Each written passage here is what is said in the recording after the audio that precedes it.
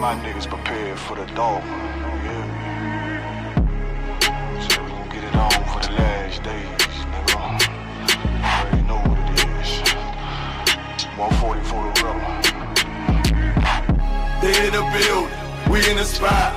We can go to war and see who make it out. On your stripes, dog, you with us or not. We can get it on when it's on, it don't never stop.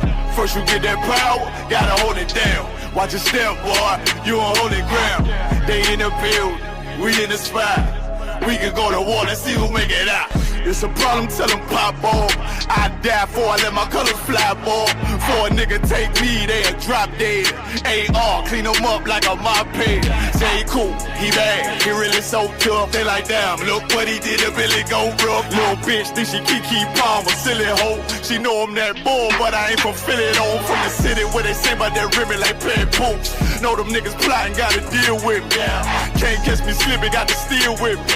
Just left Alabama, bought a chopper from some hillbilly move. He made my feel the blade. Leave them all bruised, come through like a plague. Rebel off the leash like a dog out the cage. Call me Johnny Blaze on One West May. Watch your step get stretched like a limousine. So my brother bring that blade back wet, that's by any means. Little nigga, this that cold, need to talk. Niggas know I got blood in my cup, I just sip it like it's grenadine. They in the building, we in the spot. We can go to war, let's see who make it out. On your stripes, dog, you with us or not. We can get it on when it's on, it don't never stop. First you get that power, gotta hold it down. Watch your step, boy, you on holy ground. They in the build, we in the spot. We can go to war, let's see who make it out. Tell them niggas good night, here come the bitch. Look, told them niggas get right or get left. U.P.K. bad man, I pin to your flesh. Hellboy, rip the soul out of dead man shit. Got the rate, the power, I been the showstopper. Yeah, they might hate, but I know they gon' watch. Zone on lock, and you know the flow prop. Iced out, got the drip out of David Jones lock. Know I got the plan, they say that you the man. No shit, Sherlock, I'm the one you heard about. Burn down the building, let them all watch. Throw that One West up, then I swerve out. Sick with this shit, I do not need a detox. He don't watch a step, blow him out them Reeboks. We taking over, I'm sending the word out. Can't see me, little nigga, I put you in a bird box. Look, it's One West practical, gladiator, maximal. Creep on them slow, but they Glock fire rapid. All I want is more power, more straps to blow. Ain't got excuse for no cow, he gon' have to go. They in the building, we in the spot. We can go to war and see who make it out. On your stripes, dog, you with us or not. We can get it on when it's on, it don't never stop. First you get that power, gotta hold it down. Watch your step, boy, you on holy ground. They in the building, we in the spot. We can go to war and see who make it out.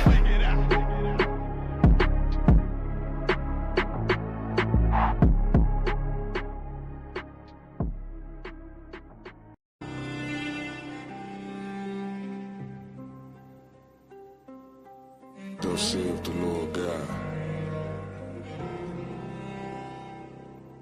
Unto these bones, behold, I will cause breath to enter into you, and ye shall live.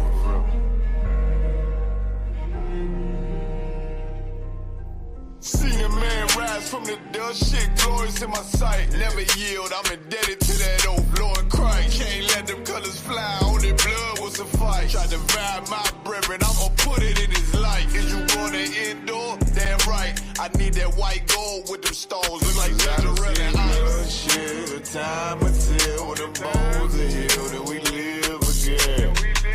This shit right here for the cold-blooded killers and the gangsters vibe. But the hoes love it, break it for a $5 tee. Spend a whole 100, no stunting. This is for the niggas that need more money. I done stopped the rebel from putting several in the casket. He throwing everybody involved if I ask it.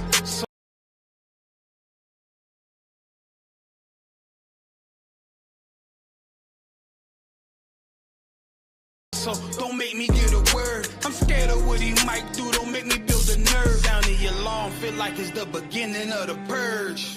Look, it's like I'm all out of options. Hard being a killer with a conscience. Ginger ale and ice with tequila talking nonsense. Cause beef ain't really no beef. Till there's no more sleep, do a drill, we do a drill.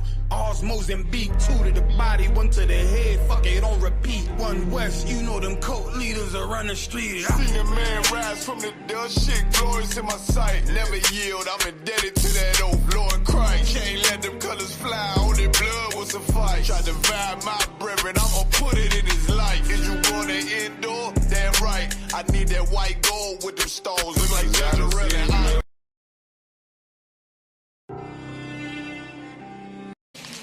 The warriors. Yes, sir. Conquerors. Respect.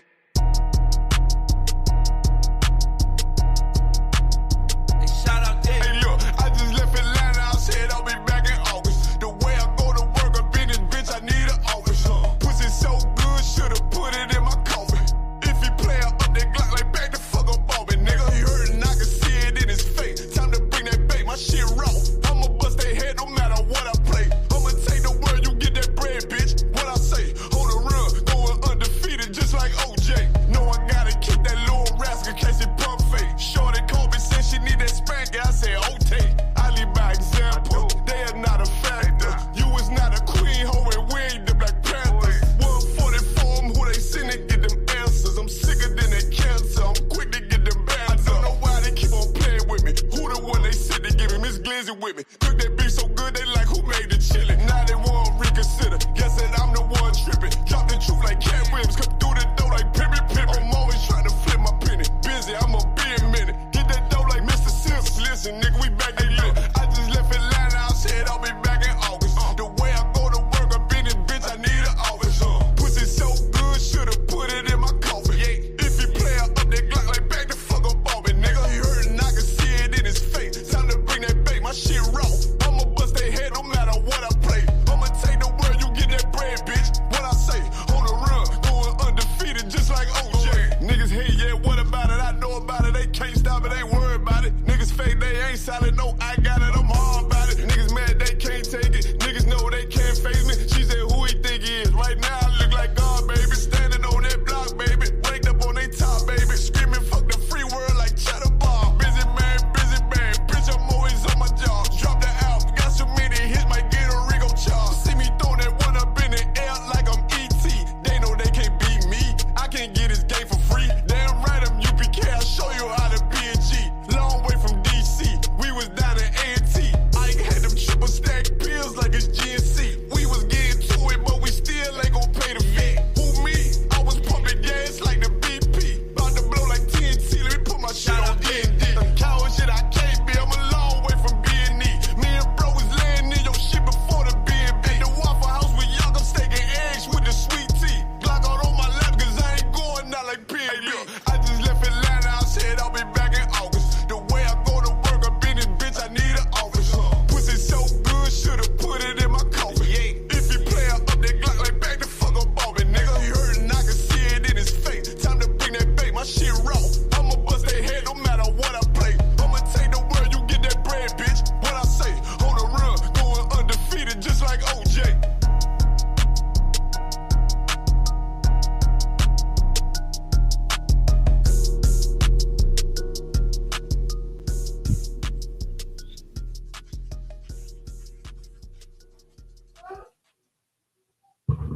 Test 1 2 1 2. Yeah. Salakia.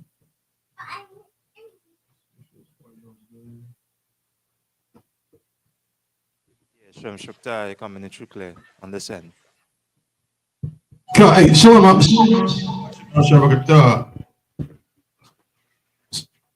Salakia, so you want to take the class, sir? Now you talk. Go ahead. Go. Salakia.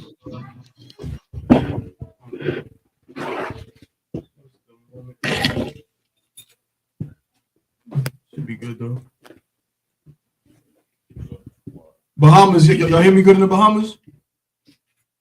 Can, sir. I can be switching from my phone to my computer in a second, though. But you're coming into up. Can.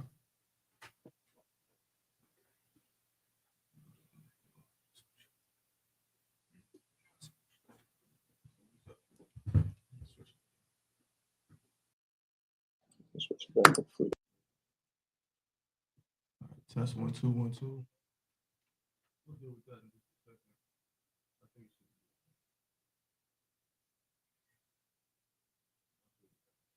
Give me some. Clap it up.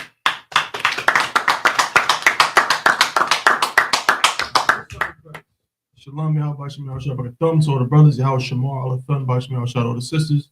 It's the Israelite School of Universal Practical Knowledge, start out of 1 West 125th Street, Harlem, New York, under Commanding General YAHANNA. It's been in operation since 1969, teaching the truth according to the Bible that so-called blacks, Hispanics, and Native American Indians are the true Jews, the true Israelites of the Bible.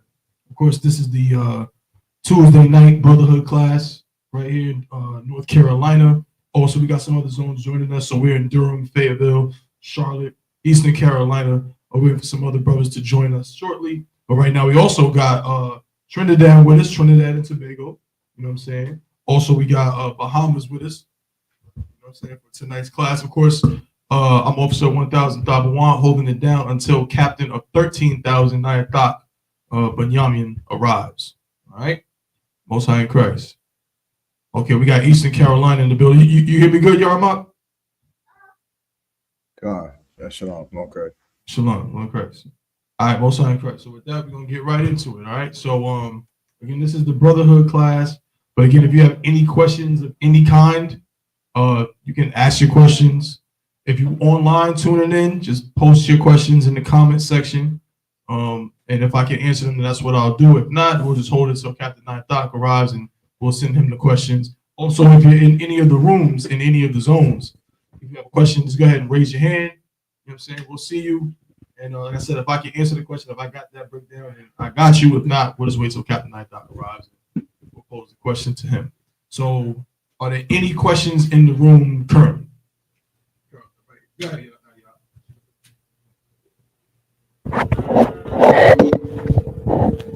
So like, most high in Christ. So like I said, my question is in the book of Deuteronomy, chapter 32, verse 22. I was wondering what the foundations of the mountains were.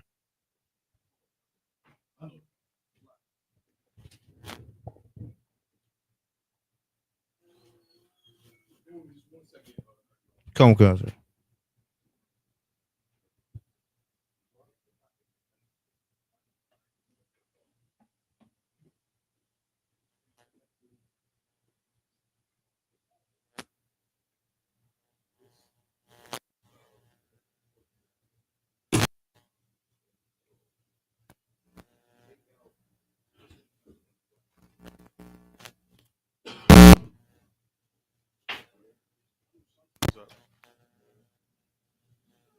All right.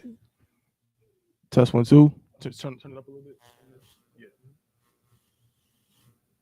Test 1 2. Test 1 2. Okay, now they should be able to hear me online correctly. Test 1 2. Test 1 2. Yeah, it's a little loud, but but that's more right. It's a lot here. My bad, Nadia. Could you repeat what your question is? My question is in the book of Deuteronomy, chapter 32, verse 22. All right, come on. Was wondering what the foundations of the mountains meant. Okay. Deuteronomy, chapter 22? 32, sir. 32. 32, verse 22. Okay. Read it, Baba Kushar. Come on. This is the book of Deuteronomy, chapter 32, verse 22. For a fire is kindled in mine anger, and shall burn unto the lowest hail, and shall consume the earth with her increase, and set on fire the foundations of the mountains. And so your question is, what is the foundation of a mountain? Come on, sir. Okay. Let's just to clarify, let's just jump back up a little bit just to make sure that I'm contextually in the right frame of mind to understand what we're talking about here. So jump up to verse 16. Come on, sir.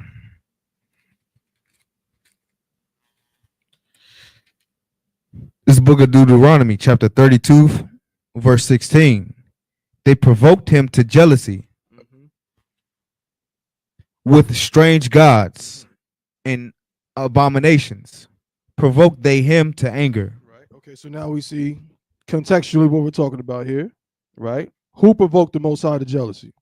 So like I said, Israelites did. Right, We did. right. By doing what? By going to strange gods Mhm. and with their abominations. Right, right, right.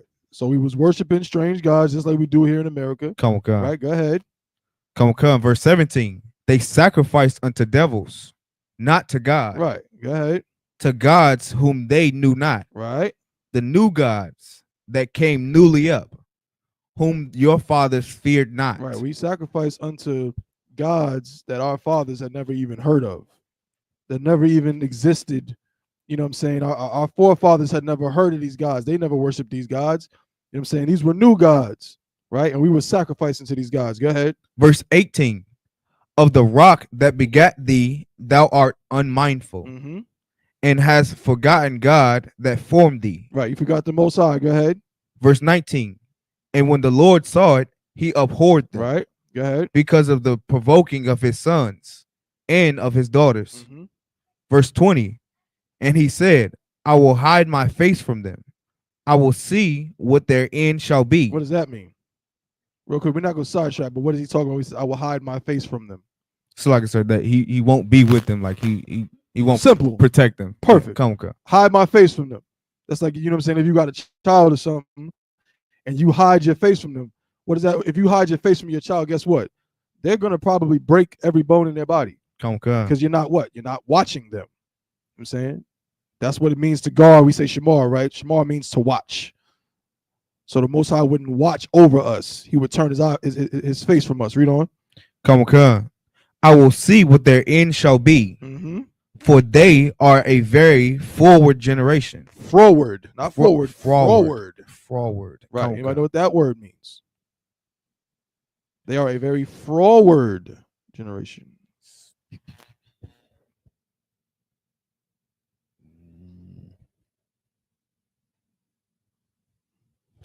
Look it up. Salak, sir. Oh, go ahead, Yanazar. Is a fraud is like a troublemaker. Con. It's like being a troublemaker. Right. Con. We got a definition on it? Come on, sir. I got the definition. Forward means willful or disobedient. Disobedient, right? On the definition for forward is contrary, perverse, difficult to manage, right? And the Most High said that we were what? Very forward generation. We were a forward generation. Go ahead. Children to whom is no faith. Verse 21. They have moved me to jealousy with that which is not God. They have provoked me to anger with their vanities. Right.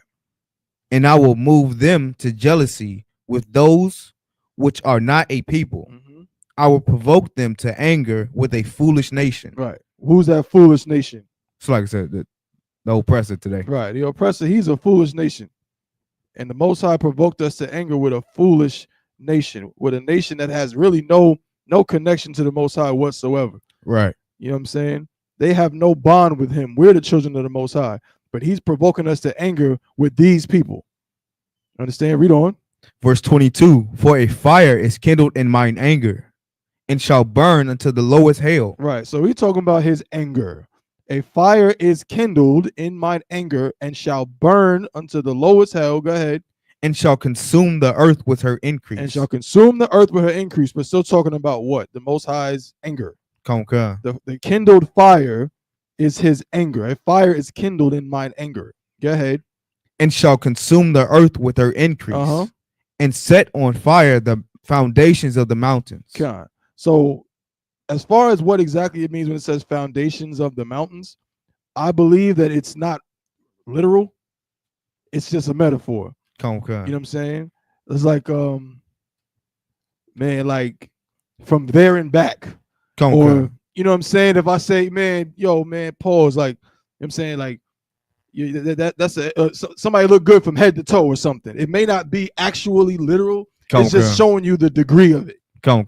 How intense of a degree to which this thing is. So when he says, you know, oh, the foundations of the mountains and fire on the whole earth, you know, I believe it's just a metaphor to tell you how angry he is. Come on. You know, but we'll ask Cap, you know, it could be talking about some actual fire on a mountain. You know what I'm saying? But I don't believe so. But Cap can clarify for us and make sure that what I'm saying is correct. Come on. You know what I'm saying? So we'll wait for Cap to get that particular part broken down. But we know that We're talking about the Most High's anger as a result of the Israelites doing what?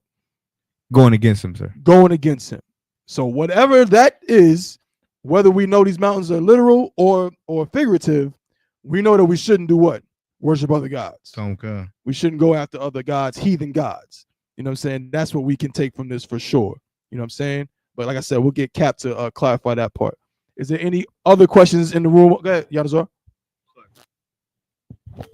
The what other one? So Mark 4 and 12. Mark 4 and 12. Now understand like most of it, but there's one part I just need some clarification on it. Gotcha. And it reads, it says that seeing they may see and not perceive, and hearing that they may hear and not understand, lest at any time they should be converted and their sins should be forgiven. So what I'm asking is like, is this Christ saying that he don't want them to get down? That's exactly what it's saying. Okay.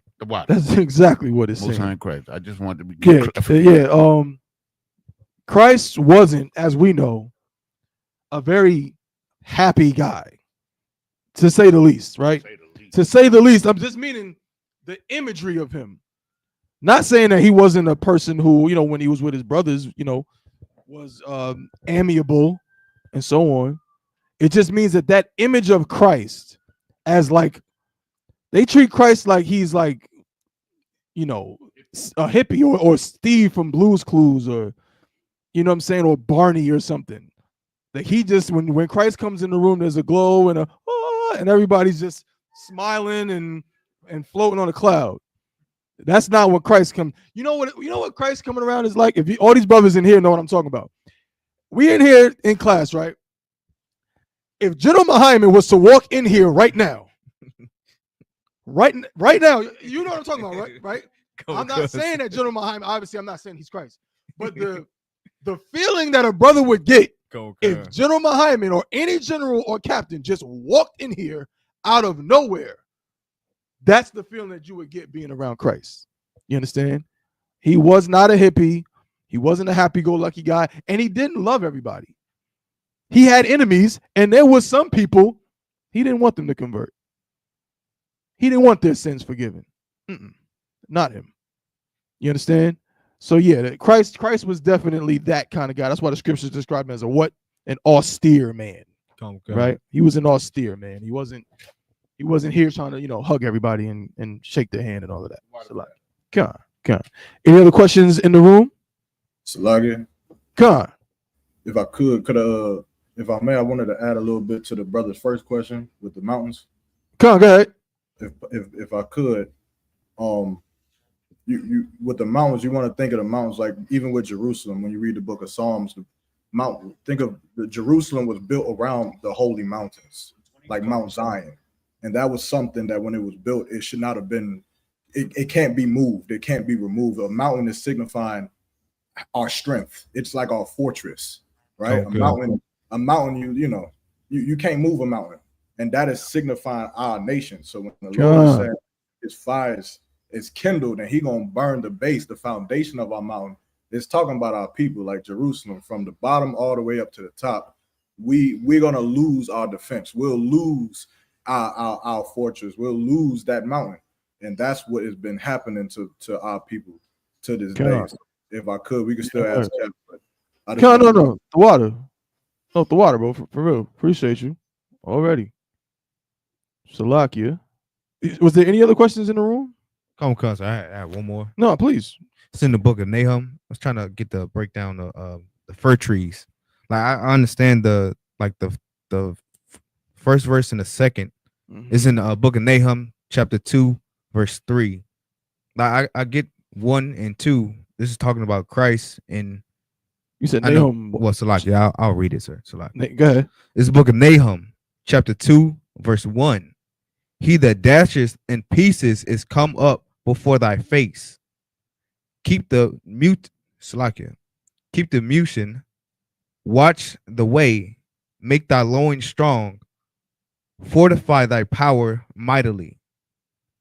Verse 2, for the Lord have turned away the excellency of Jacob, as the excellency of Israel.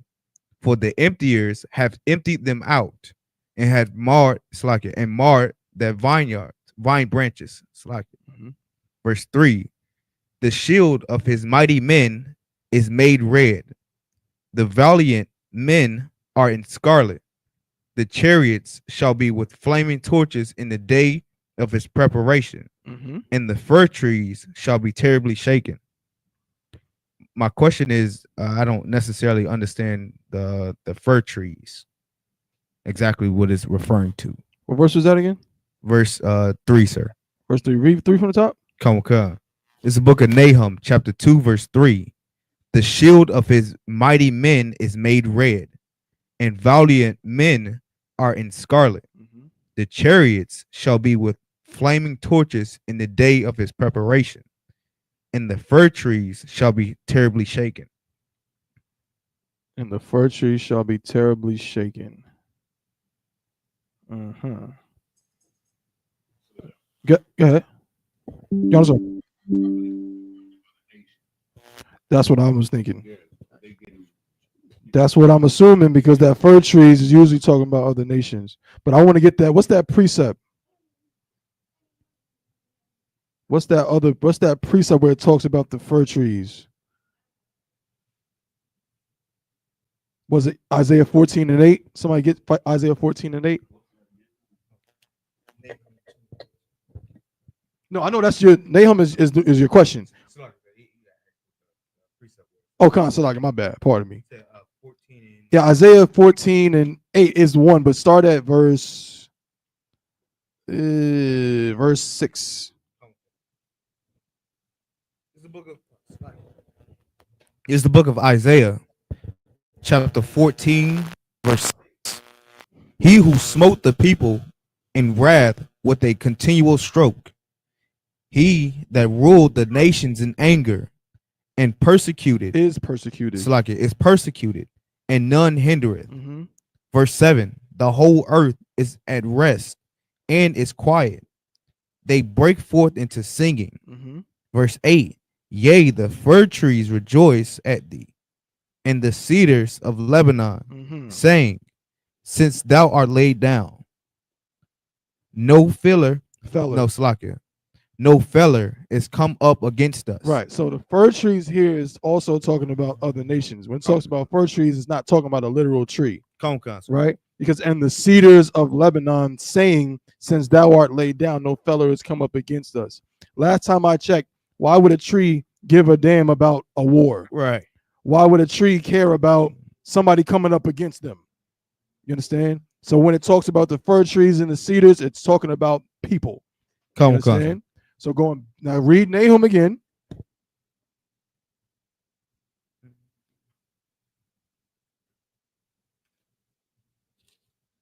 And then we'll get the other precept about the ones in the garden too. Sir. It's the book of Nahum, chapter 2, verse 3. The shield of his mighty men is made red. The valiant men are in scarlet. The chariots shall be with flaming torches in the day of his preparation. And the fir trees shall be terribly shaken. Verse 4. Verse 4. The chariots shall rage in the streets. They shall jostle one against another in the broad ways, and shall sing like torches. They shall run like the lightning. Right. This is just talking. The fir trees here is referring to the other nations being shaken by what's going on. You know what I'm saying? It's talking about these other nations, you know what I'm saying, getting the Most High's wrath at this time. You know what I'm saying? The shield of his mighty men is made red. The valiant men are in scarlet. Why are they red? Go ahead, Yanazar. Salaki. Because they're getting slain. Because they're getting slain. Their shields are scarlet. Their shields are made red, and the valiant men are in scarlet because there's blood everywhere. You understand? Now, somebody give me the precept about the trees in the garden, and then we'll get any other questions that anybody has as well. Baba Kusha.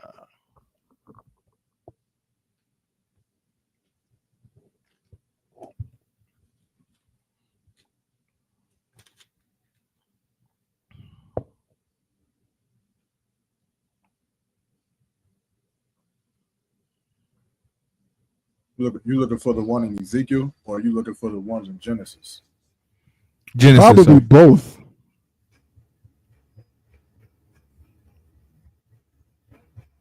Well, I know one is Ezekiel 31. God. So somebody hold Ezekiel 31:8, and then let's get the one you said. What was that, Yarmark, in Genesis, right? The other one is in Genesis. I think chapter 2, where it mentions the trees. Genesis chapter 2, and I'm not sure the verse right off the top of my head. God.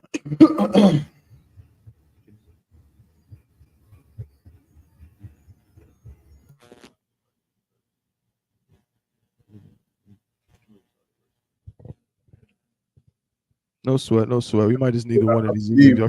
Those trees that were mentioned the first were the Assyrians. That was it was speaking on the against the Assyrians. Right. You the one in Genesis though, y'all found it yet? If not, no sweat. Let's read Ezekiel 31:8. Come on, cousin. It's the book of Ezekiel, chapter 31, verse 8. The cedars in the garden of God could not hide him. The fir trees were not like his boughs, and the chestnut trees were not like his branches, nor any tree in the garden of God was like unto him in his beauty. Right. Read verse 9. Oh, it's like it. Hold on, pick it up at verse 9. Okay. This is the book of Ezekiel, chapter 31, verse 9. I have made him fair by the multitude of his branches. Matter of fact, Salakia, jump to verse 3 because that's what makes it plain. That's what Yarmak was talking about. Verse 3. I got you. This is the book of Ezekiel, chapter 31, verse 3. Behold, the Assyrian was a cedar in Lebanon. Behold, what? The Assyrian was a cedar in Lebanon. The Assyrian. What? An Assyrian is what? It's a nation, and it's talking about someone who's from there. The Assyrian, and it said he was a what? Was a cedar in Lebanon. He was a cedar in Lebanon. Go ahead. With fair branches. With fair branches. Go ahead. And with a shadowing shroud. And of an high stature. And his top was among the thick boughs. Right. And what's the interesting thing? We're reading all of these tree things: boughs, branches, high stature. But this is talking about what? Right. It's talking about the size and strength of these people, this nation. It's not talking about a literal tree. All right. So yeah, when you see the fir trees, cedars, and things like that, 9 times out of 10 it's talking about a nation, other nations, or something to that effect. It's not talking about an actual tree. All right. But of course, it's within the context. All right. Any other questions? Yanazar. Sir, Mark 7, verses 11 and 12. Mark 7. Sir. Hold on 1 second. My phone is tripping. Mark 7, 11 and 12. Again, read it, Bob. Or hold on, could you read it? Mark 7, 11. This is the book of Mark, chapter 7, verse 11. But ye say, if a man shall say to his father or mother, it is Corban, that is to say, a gift, by whatsoever thou mightest be profited by me, he shall be free. Verse 12. And ye suffer him no more to do aught for his father or his mother. Okay, so what's your question on this? So here a person, like he's saying that the priests are preventing certain things from occurring between a child and his parents. I understand that part, but what I'm trying to understand is exactly, like, is it like, okay, you do something for your parents, but it's like to gainsay or to get something back? Or is it like you doing your parents a favor? So your question is, okay, so you're saying, like, okay, so the priests are saying, verse 10, let's read verse 10. Read verse 10 or 1. It's the book of Mark, chapter 7, verse 10. That's like, actually, we started verse 9. Bible Shah. It's the book of Mark, chapter 7, verse 9. And he said unto them, Fool, will ye reject the commandment of God, that ye may keep your own tradition. Verse 10. Right. For So now we know what Moses, we're talking about. Go ahead. for Moses said, honor thy father and thy mother, and whoso curseth father or mother, let him die the death. Read verse 11. Verse 11. But ye say, if a man shall say to his father or mother, it is Corban, that is to say, a gift, by whatsoever thou mightest be profited by me, he shall be free. Verse 12. And ye suffer him no more to do aught for his father or his mother. Okay. So, all right. So we know this is talking about, like you said, it's talking about the law of honoring your mother and your father, right? But your question is, so if I may, yeah. So the Sadducees and the Pharisees is doing something wrong here. Right, absolutely. They're doing their own tradition, as Christ said. Yeah, so you're doing your own thing. The scriptures say this, but you're doing something else. And your question is, God? Yeah, I'm just trying to understand what exactly are they doing. You understand? Right. Causing this division. This is something that obviously is wicked. I got you. So, verse 11, but ye say, if a man shall say to his father or mother, it is Corban. First of all, what is Corban? Let's figure that out, right? No, we're gonna go to it. Go ahead, Yarmak. I believe Corban is an offer. It's an offering or a sacrifice. Right. Like they say, it's like that is like a gift, right? So it's a sacrifice or something, and it said, but ye say, if a man shall say to his father or mother, it is Corban, that is to say, a gift, by whatsoever thou mightest be profited by me, he shall be free. So I've heard that. So he's saying that, okay, if you do something for your parents, like, you don't owe them anything. Sort of like, that's. I'm glad you used the word like, "oh" because I was about to have a whole brain aneurysm thinking about the word that I wanted to say. But that's basically the word. That's basically what it is. The Pharisees and Sadducees are essentially telling them, you don't owe your parents. You don't owe them. You understand? So you don't have no more obligation. Right. Exactly. That's why it says at the end, whatsoever thou mightest be profited by me, he shall be free. Verse 12, and ye suffer him no more to do aught for his mother or father. He's giving the Sadducees and Pharisees, Salakia, are giving these brothers a pass. The scriptures say, honor your mother and father, right? But the Sadducees and Pharisees are twisting things and finding their own way to tell these brothers, like, wait a minute, no. It's what you've been doing for them is a gift, man. You've been doing this and all of that, but what they do for you? Did they send you to the best schools? Did they give you a good allowance? Did they take care of you to the fullest of they said? No, man. You did more than enough for them, and now you're free. You understand? That's what the Pharisees and Sadducees were saying. They were saying, like you said, it's Corban. It's a gift you've been giving them. You know what I'm saying? That's what this is all about. You've been giving them you've been sacrificing for them, but you're free now. You don't got to worry about them no more. They on their own. You know what I'm saying? Don't it sound like the Christian church? Now it all makes sense, right? Sound like some other people I know too. Salaki, somebody gonna say something? Salaki, if I could add on, it's heavy. Please. The ending part that they're free, they're like what the Sadducees is doing is they're very shiesty people. God. And what they're giving people is the freedom of not having to take care of their parents anymore, so that they're free to now do what? Now those donkeys and those cattle and that food that you was going to have to sell to take care of your parents, now you can sell it so you can give us the money. Right. Now you can bring the money back into the temple. You can take care of us now. You're free to do that. That's what them Sadducees and Pharisees want. That's what they do in the church. They don't want you to take the money that you're about to put in that bucket to give it to your sick grandmother or your sick mother. Right. For your mother. That's yeah. You don't have to honor your mother, your father. Take that $20 and put it in this bucket, because that's right. This is who you should honor. The Pharisees wanted you to honor them and not honor your parents. Right. Damn right. And let's read verse 13 real quick. Read verse 13. Bring what Overseer Yarmak said home perfectly. This is the book of Mark, chapter 7, verse 13.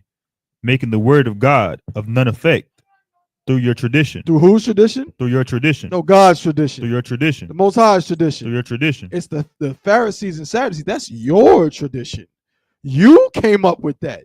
You decided that that's how it's going to be. This is not the word of the Most High. This is not the will of the Father. This is something that you came up with. Read on. Which ye have delivered. And many such like things do you. And many such like things do ye. Many such things you come up with for yourself. You know what I'm saying? To go against who? To go against the Most High at the end of the day. But yet this is the worst part about it. And you're supposed to be the what? The Pharisees and Sadducees are what? They're in the seat of the priesthood. You're supposed to be the one representing the Most High. Salaki.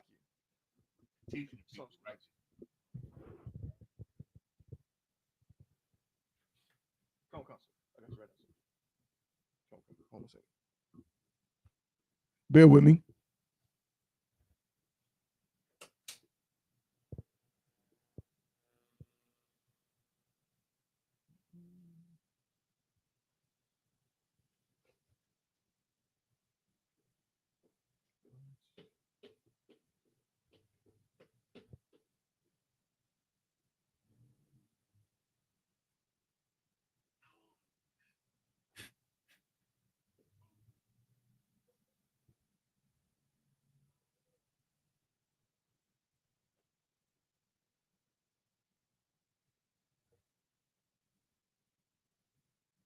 Come on, sir. As soon as you, sir.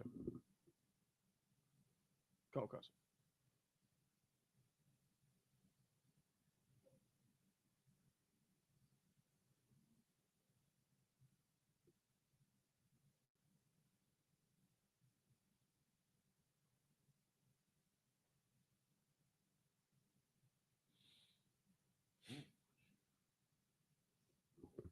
So you got it. Come on,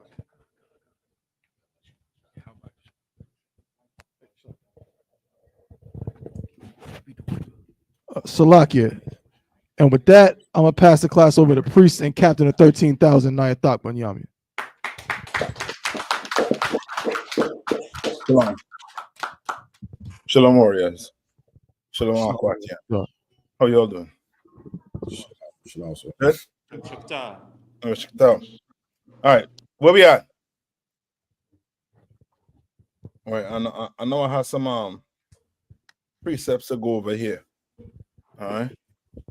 Any questions before I start? Salaki. Come on. You got it. I would say you had one question online. This is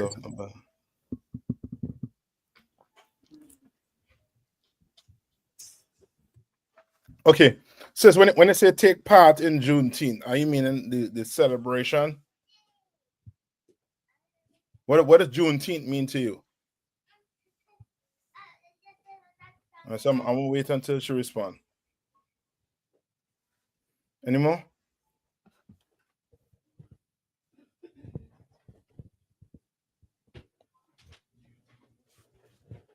All right. Let's go to Proverbs 22:1. Let's start there. All right. Reputation. How important is your reputation in here?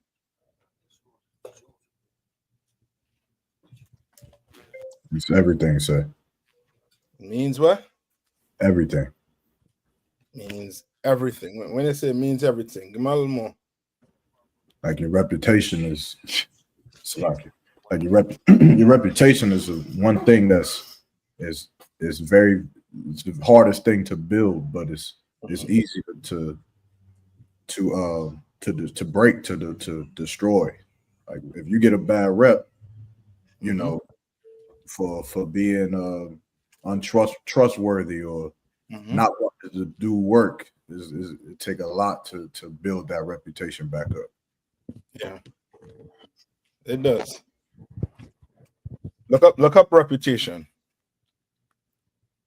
My definition of reputation. Right, and Akashka, you give me Proverbs 22:1. It's like to have the definition. Come on. The definition of reputation: beliefs or opinions that are generally held about someone or something. In other words, what's those 3 things you learn in Hebrew Academy? Remembers it. To be dependable, predictable, and reliable. Yeah, those 3 things: predictable, what reliable, and what dependable. You understand? You come in here, you better uphold your reputation. You better keep that up.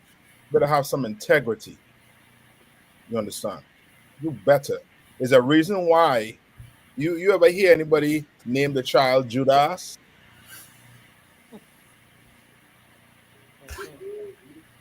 No, you never. Why? Because of the reputation. You ever hear a woman naming her daughter Jezebel? Wow. Those are 2 names, you know what I mean, you will never hear being reused on the earth. Salaki, sir. Come on. If I could, I'm not going against what you're saying, but I did go to elementary school with a black kid named Esau. Well, I did. Salaki. No, I understand. I understand that one. Yeah, it's random, it's rare, but I know what you're saying, sir. Salaki. Yeah, I'm talking about Judas. You ever hear anybody name the child Judas? I have never heard of a kid named Judas, sir. Salaki. No, I haven't. Salaki. Uh-huh. So like I worked with a guy named Judas, but to be honest, everybody treated him like Judas, if that make any sense. Like they treated him like he was a thief. They treated him like a criminal, but his name was Judas. Light-skinned dude, long braids. Like I said, but that's an awkward name to have. So I understand what you're saying. But like I said, that name preceded him. Like when they were like, "Oh yeah, Judas over here," it was like, "I'm gonna go the other way," you know, so on. But yeah. So like, just your reputation. You don't want to have that stain. So, come on. If I could I ask? Now, this is something I've heard, but I'm gonna ask you. You know, if in a way, does reputation super? How can I put it? This is what this is what I heard that was said. I'll just say it like that. Sometimes reputation supersedes, is more important than rank. They weren't saying like you can tell a person what to do that outranks you because you have a good rep, but they were saying rank. They were pretty much saying rank come and go. Yeah, but reputation is. Yeah. Yes, that is something you want to have in here. You have a reputation here. You have that reputation in here. Rank is going to come. It's going to come. Remember, what is rank for? What's rank for? Order. Yeah, it's for order. You understand?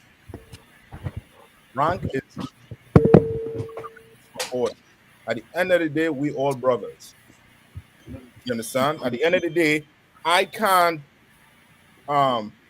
take advantage of you because I'm over you.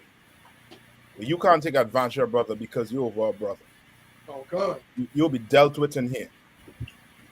We take that very serious. Your reputation, we take it very serious in here. You understand? Right? What's his name? Akashka. You have a Come on. This is the book of Proverbs, chapter 22 and verse 1.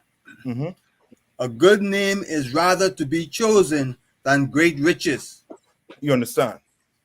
Like meaning what? It's almost along the path to what you was asking or what you was implying Yerma. But in the world sense, what you was implying was pertaining to the school, to the organization. But to the world sense, how do they look at this? Salaki, sir. Come on. You're better off just, seeking a great name amongst your communities and amongst your people than to be seeking riches. Is that what it's saying, sir? Yeah, that's basically it. Like, like just understand Who we could have for a good example? Who we have for a good example? Shannon Sharp. He's the most pressing one right now. Salakia, sir. Come on, sis. I was just thinking of Diddy, because he just Diddy? started his Yes. trial. Yes, Because his money covered up his reputation for years. That's it. He been crazy the whole time. Yeah, that's it. Like you like America teaches us to do what? Choose what? Money, sir. Yes, money over your reputation. You understand? Like that's like the mayor of New York, right? Like you don't want to be that. Come on. If I could, I forget the brother's name. Thabawan might know. Stacy off of the Wood. He's a good actor in my eyes, but he kind of got DeAndre Bonds. He kind of got messed up because he did a scene in a movie where in the movie, even though he didn't do anything actually homosexual, but he was on his knees, having to do something nasty to a man, and he breaks it down to where like in the scene it looks like he's close on the dude, but in real life he's like 10 feet away from him.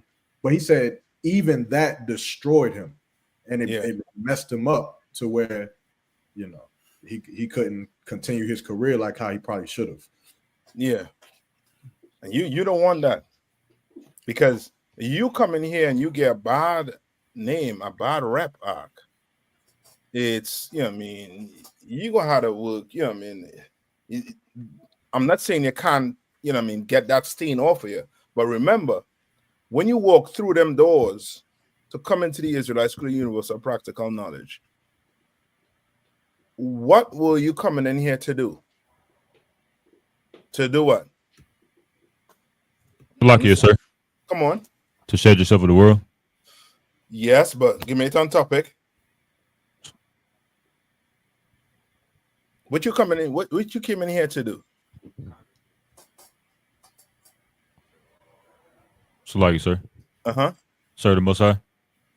Yes, on topic, to get a brand new reputation. Come on. You understand? That's what you came in here to do. That's why your name is no longer whoever they used to call you in the world. You are Hawan. You understand? So now you're not that person. You become somebody brand new.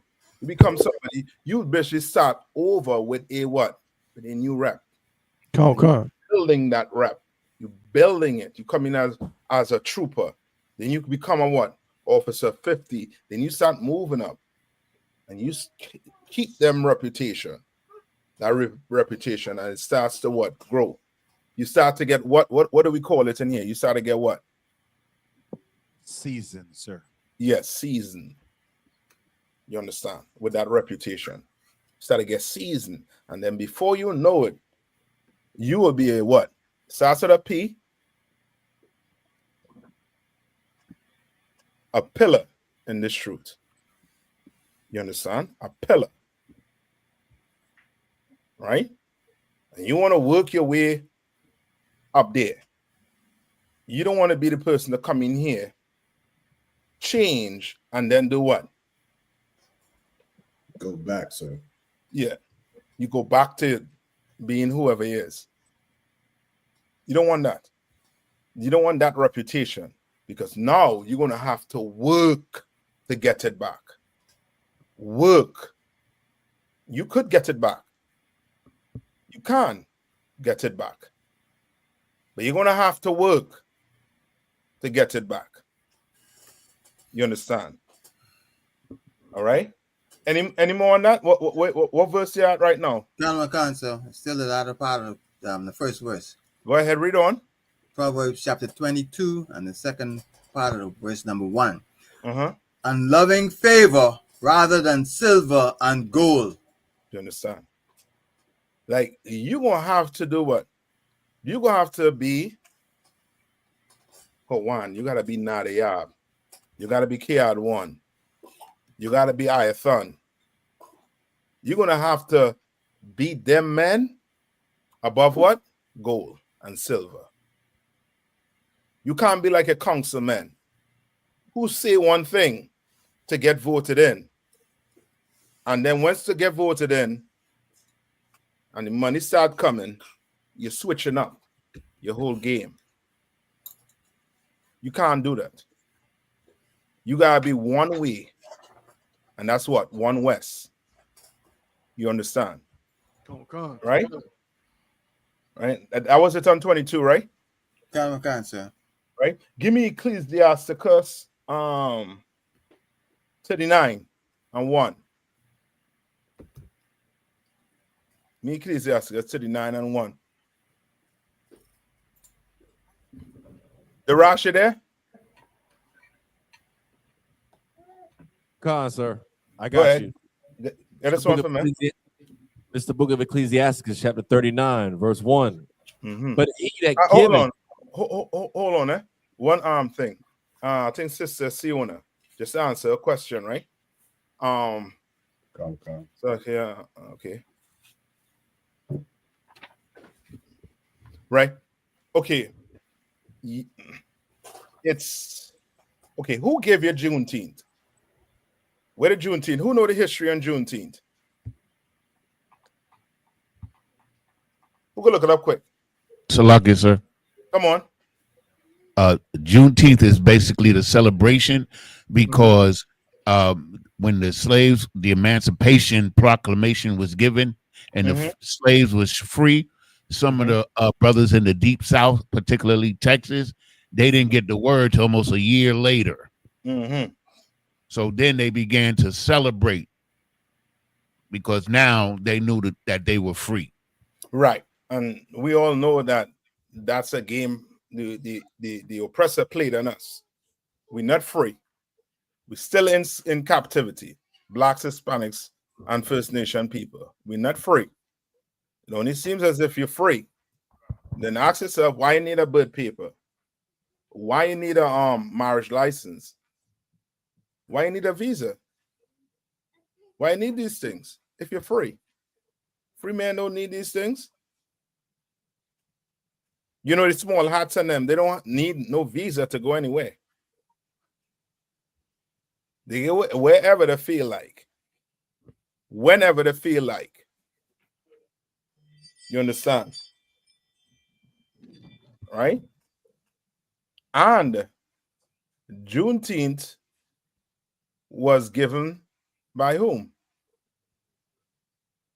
The oppressor, sir. I'll take the oppressor, which means what? It did not come from who? Us. The Lord, Salaki. Yeah, that's it. That's what you want. It did not come from the Lord. And whatsoever it is that did not come from the Lord, you want to pay particular attention to it. In other words, you do not want to celebrate it. You don't.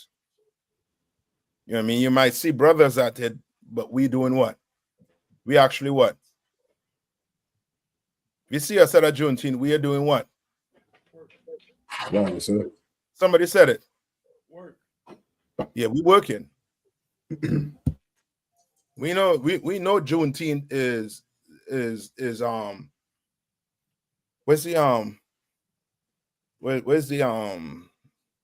the none?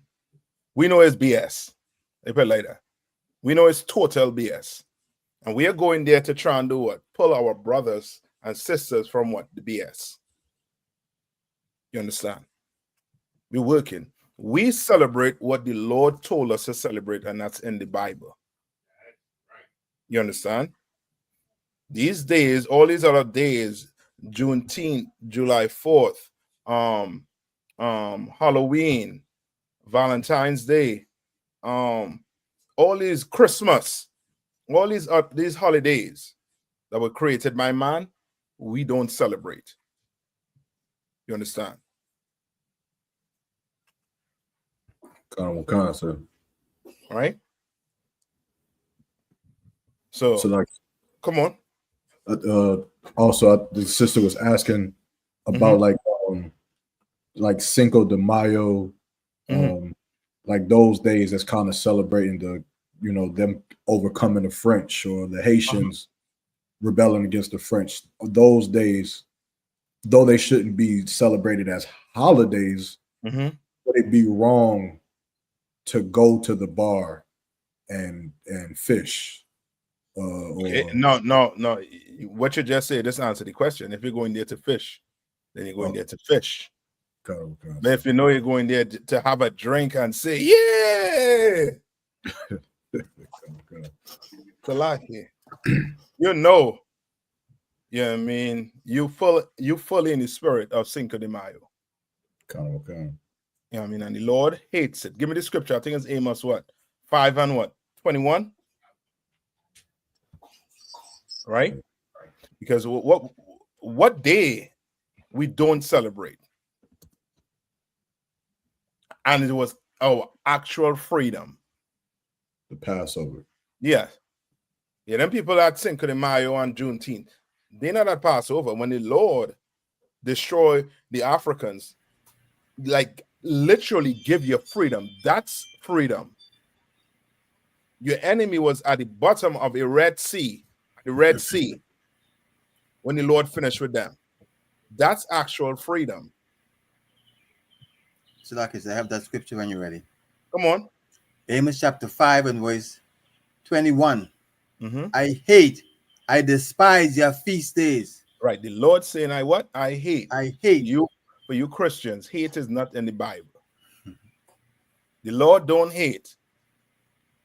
When the Lord vomiting on that pork you eating, all that, you know what I mean? You know what I mean? All the abomination, all those holidays you're celebrating, the Lord his back is turned to you. That's why somebody getting unalive at every family reunion on July 4th. You understand? Because the Lord back is turned. He's not with that. Read on.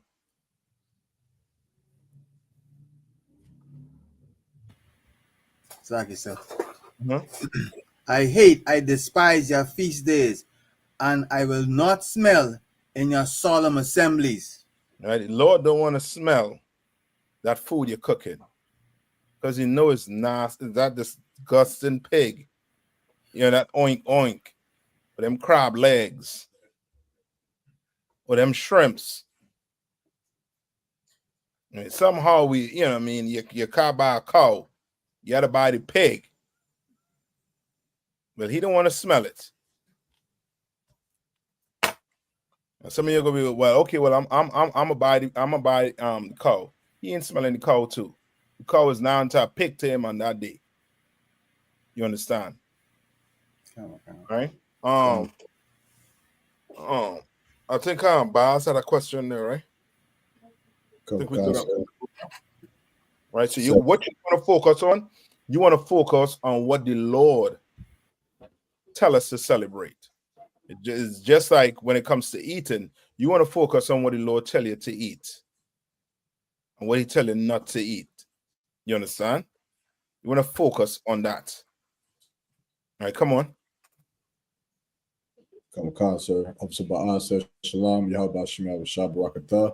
So, like I said, if I could, is Leviticus 19, 23 through 25 still relevant today, or was it just for when we entered our land? Okay, let's get it.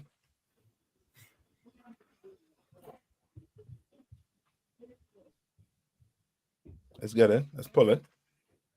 Pull it and see. I could give you a short answer. Salaki, sir, I got it. Come on. This is the book of Leviticus, chapter 19, starting at verse 23.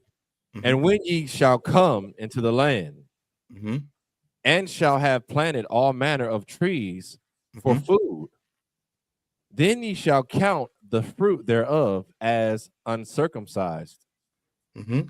3 years shall it be as uncircumcised unto you. It shall not be eaten of.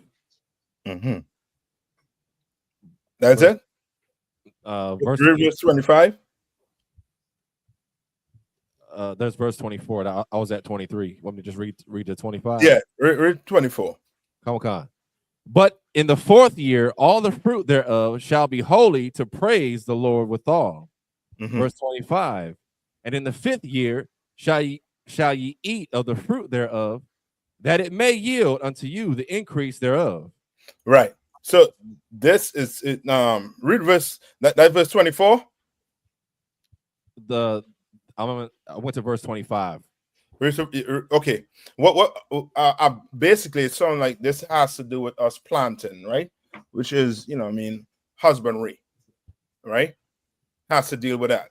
Now, okay. The short answer is this Bible, how to put it? This Bible that you're reading, it's relevant 2,000 years ago, just like it's relevant to what? To today. You understand? Right? Now, do we still sacrifice?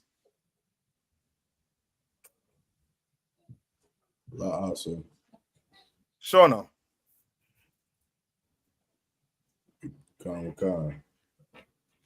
Do we? Nah, sir. But so like, unless you mean sacrifice ourselves. That's exactly what I'm talking about. So, it's relevant, just like it's relevant to today. Remember, Christ said what? What Christ said in the New Testament? The what? The laws are what? Not done away with? Yeah. You're the sacrifice now. Right? Christ was the ultimate sacrifice. Christ was what? The lamb that was brought before your time and was slain. You understand? Okay, sir. Come on. May bring a precept. Come on. Sacrifice. Romans chapter 12, verse 1. I beseech you, therefore, brethren, by the mercies of God, that ye present your bodies a living sacrifice, holy, acceptable unto God, which is your reasonable service. That's it. You're the sacrifice now. Everything you're reading about. Remember, this, okay, the Christians, the way the Christians read it, it's as if what? How do the Christians view the Bible? How do Christians view the Bible? Literal, sir. Literal, but give me more on topic. Because remember, Baaz asks a question, right? Read the question one more time. Shalom, Yabashim Shabbat. So, like I said, if I could, is Leviticus 19 and 23 through 25 still relevant today? Or was it just for when we enter our land? Right. Right?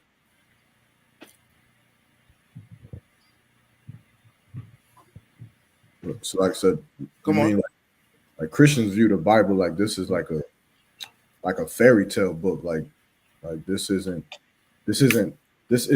laws for us to do today, right now. They look at it like it's good stories, you know, good things you could take from it. But that's about right. it. Right. Aya more on point with it. Right. Read what Aya say. They think that they think the Old Testament is in the past and the New Testament is relevant for today. Right.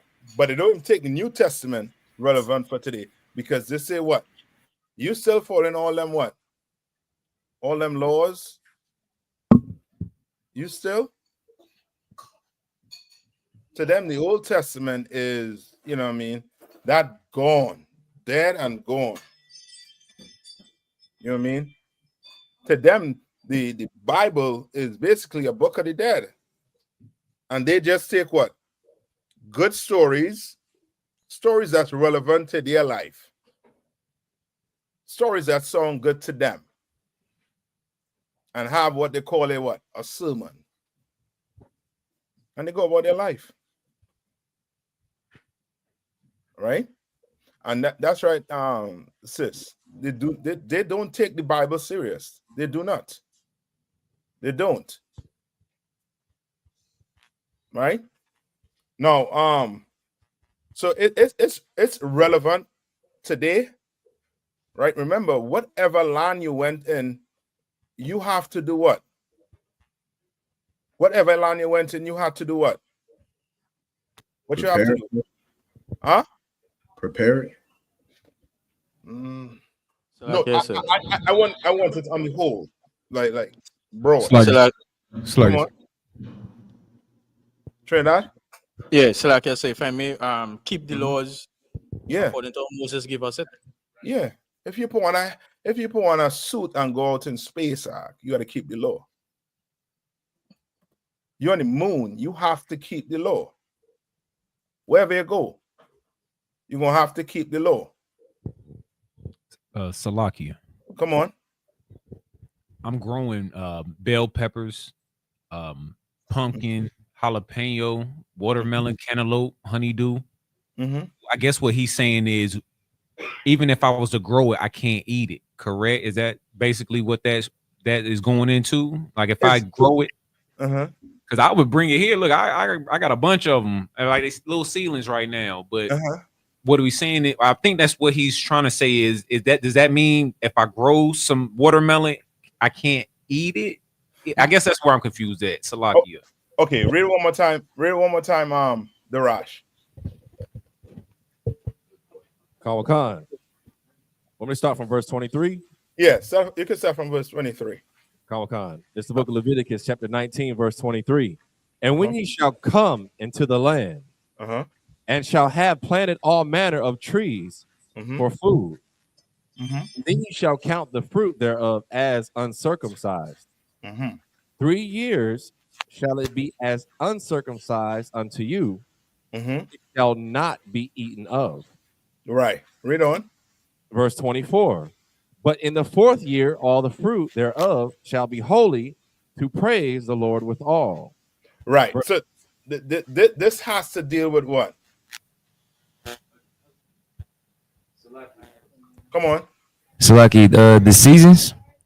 Not so much the season. Right. And yeah, what? Leviticus what? 19. Is it husbandry in agriculture? Yeah, this is definitely that, right? But he's telling you, okay, he's telling you for 3 years you can't do what? You can't eat nothing from what you plant.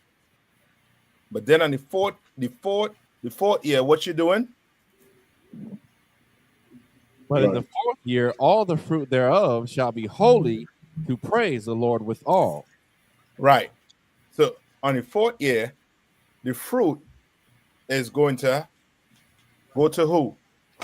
The sacrifice. Yes. Right? Read on. Verse 25. And in the 5th year shall ye eat of the fruit thereof. Right. And now you could eat it what? On the what? The 5th year. Right? Read on. And in the 5th year shall ye eat of the fruit thereof, that it may yield unto you the increase thereof. I am the Lord your God. Right. So he was just making sure you understand who is in charge, basically. You understand? You in this land because of me. Wherever you plant goes to me first. Then the 5th year, you can start what? Eating from it. Salaki, sir. Come on. So when they're making the sacrifice, right? In the 4th year, does that go to the priest? Yeah, when it says it goes to him, it goes to them. Kind of what concept? All right. And just like when you sacrifice, you know what I mean, certain animals, it goes to them, but they'll have to do what with those animals? When you sin and you bring your best bull to them, they will what? They will burn it unto the Lord. You understand? Salaki, sir. Come on. I had a question about John chapter 7, verse 19 through 24. Mainly just about the meaning of circumcision in these verses. So No, Salaki, Baz, you could eat that. You could eat it right now. You can eat. Wherever you plant, you eat. You understand? Once that tree bears fruit, you can eat. Salaki, Right. sir. It's If I may, is this pertaining to like if we're in rulership, if we're in control of our own culture, like Mhm. that, you know, Okay. because we're in oppression right now. We're in captivity. Mhm. So it would be hard for us to follow these rules when our people is really starving. Okay. Let me get. I'll get that for you. All right. Next one. All right. What we at? We are Leviticus what? Was 23? Leviticus 19, verse 23 through 25. Okay. I'm gonna get that for you, right? It's like if I may out of one. Come on. It's like I'll wait. Sir. Yeah. Okay. The young man, John what? 7 man what? John 7, John 7, verse 19 through 24. I just had a question on what circumcision was meaning throughout these verses. Okay, come on. All right, let me see. So, did not Moses give you the law? And yet none of you keepeth the law. Why go ye about to kill me? Right, and this is who's speaking here. Christ. Yeah, it's Christ. Christ was speaking to these slimy bastards. You know, the Sadducees, the Pharisees. One of them slimy bastards he was talking to. Okay. Right? Now read on. So like the people answered and said, Thou hast a devil who goeth about to kill thee. So they're asking what? They're asking Christ a question. Right? Thou hast a devil that what? That goeth. Who goeth about to kill thee. Right. He asked him a question. Now let's see what Christ gonna say. Read on. Jesus answered and said unto them, I have done one work, and yea, all marvel. Moses therefore gave unto you circumcision, not because it is of Moses, but of the fathers. Right. And yea, so what circumcision did Moses give them? The work that he had did, which they all had basically praised. No, correct? okay. No. What circumcision did Moses give them? Meaning give the children of Israel.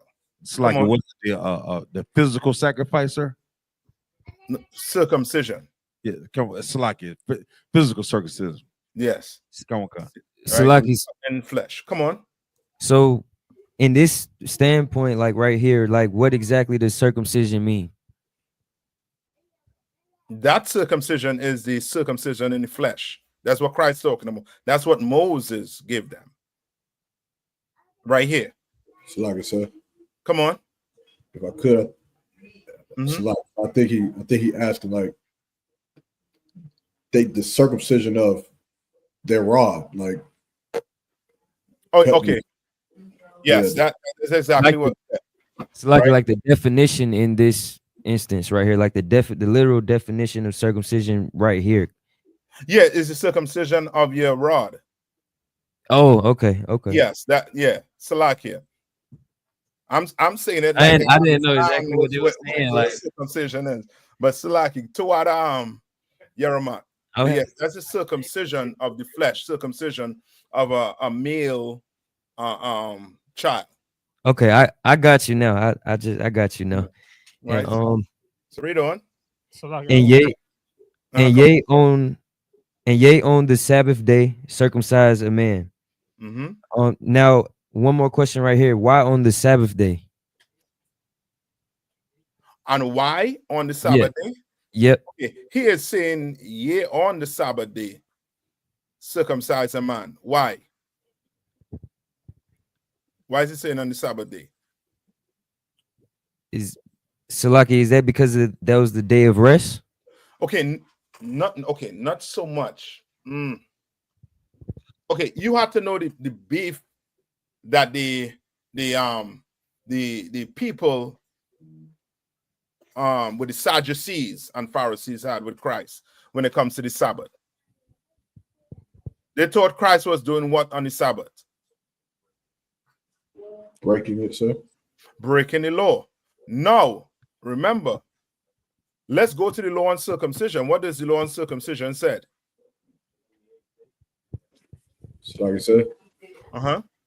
A male child must be circumcised on the 7th day after his birth. Right, let's get it. And you'll see why Christ said what he said. Christ right here is cutting them. Right? He's cutting them.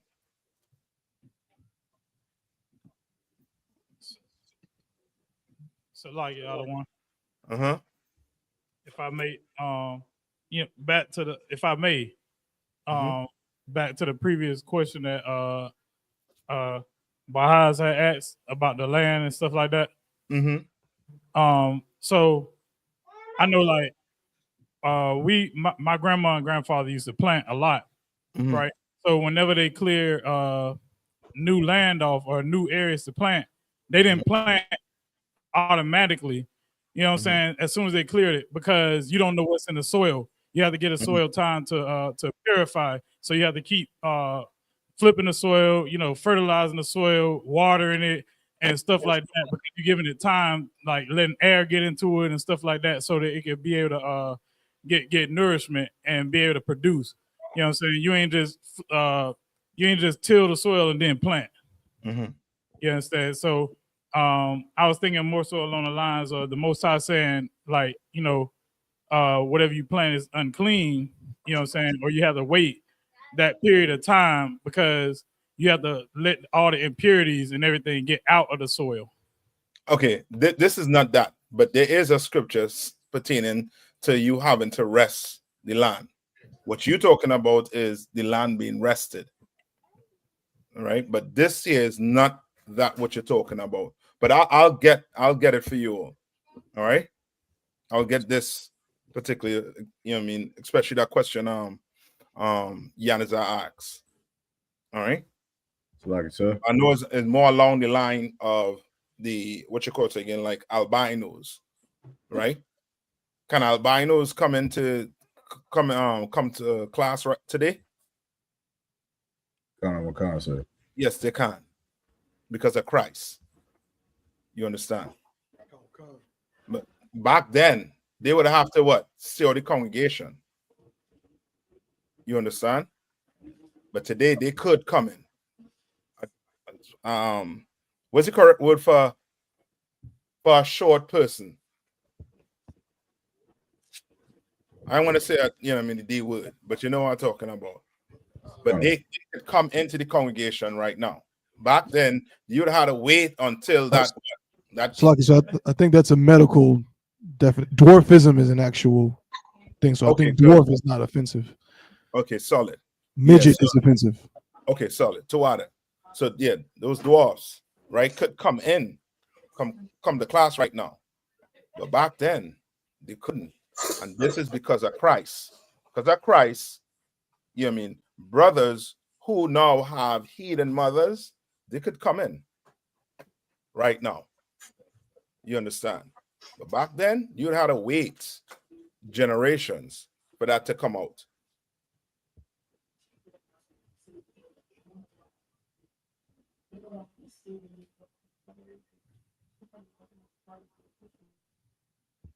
All right. So who get the circumcision for me? Circumcision. Come on. So this chapter 12 and verse 1.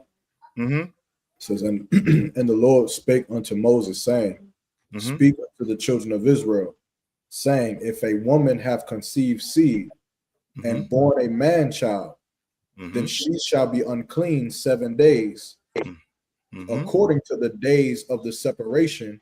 For her infirmity shall she be unclean. Verse 3.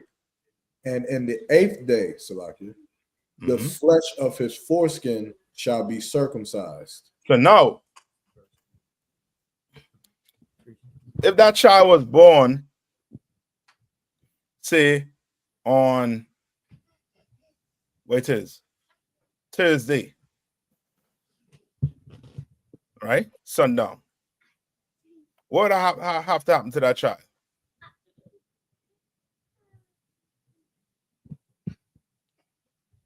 So, like you said, According to our calendar. Our calendar, when is the Sabbath? Sundown Friday night. To sundown what? Saturday. All right. That child was born on Thursday. On the 8th day will mean that what? That child had to get circumcised when? On the Sabbath day. Yes. Right? So now Christ is doing what? Cutting them. So now let's go back to John 7, and you can read 20, start at 22, and then we go to 23. Slaki. Moses therefore gave unto you circumcision, not because it is of Moses, but of the fathers. And yea, on the Sabbath day circumcise a man.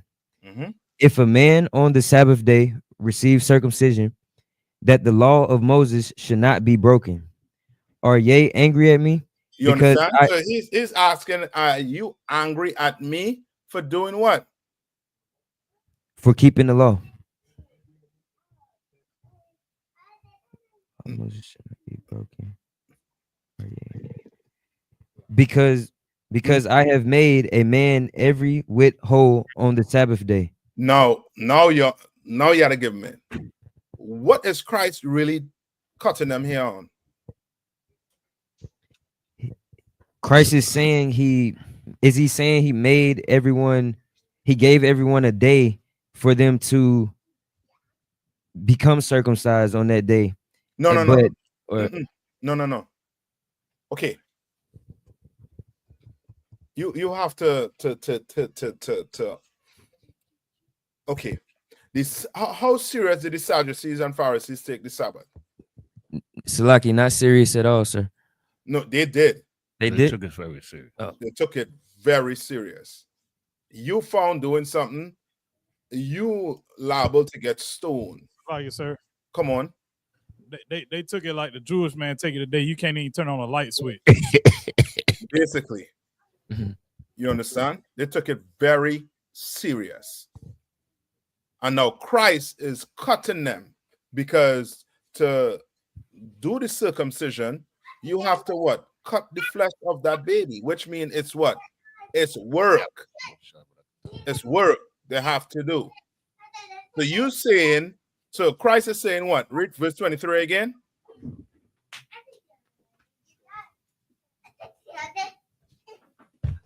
Read verse 23 one more time. Salaki.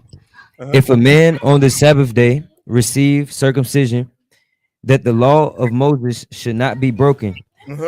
Are ye angry at me, because I have made a man every whit whole on the Sabbath day? So now what is being said here? What is the beef about here?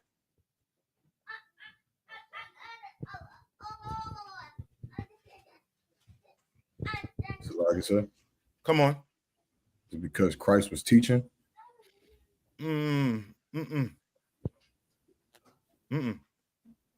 Remember, he didn't say teach. He was making somebody what? Whole. Meaning he was doing what? Performing miracles. Yes, he was healing someone. But he was healing them on the Sabbath day. And I just give you it. Come, sir.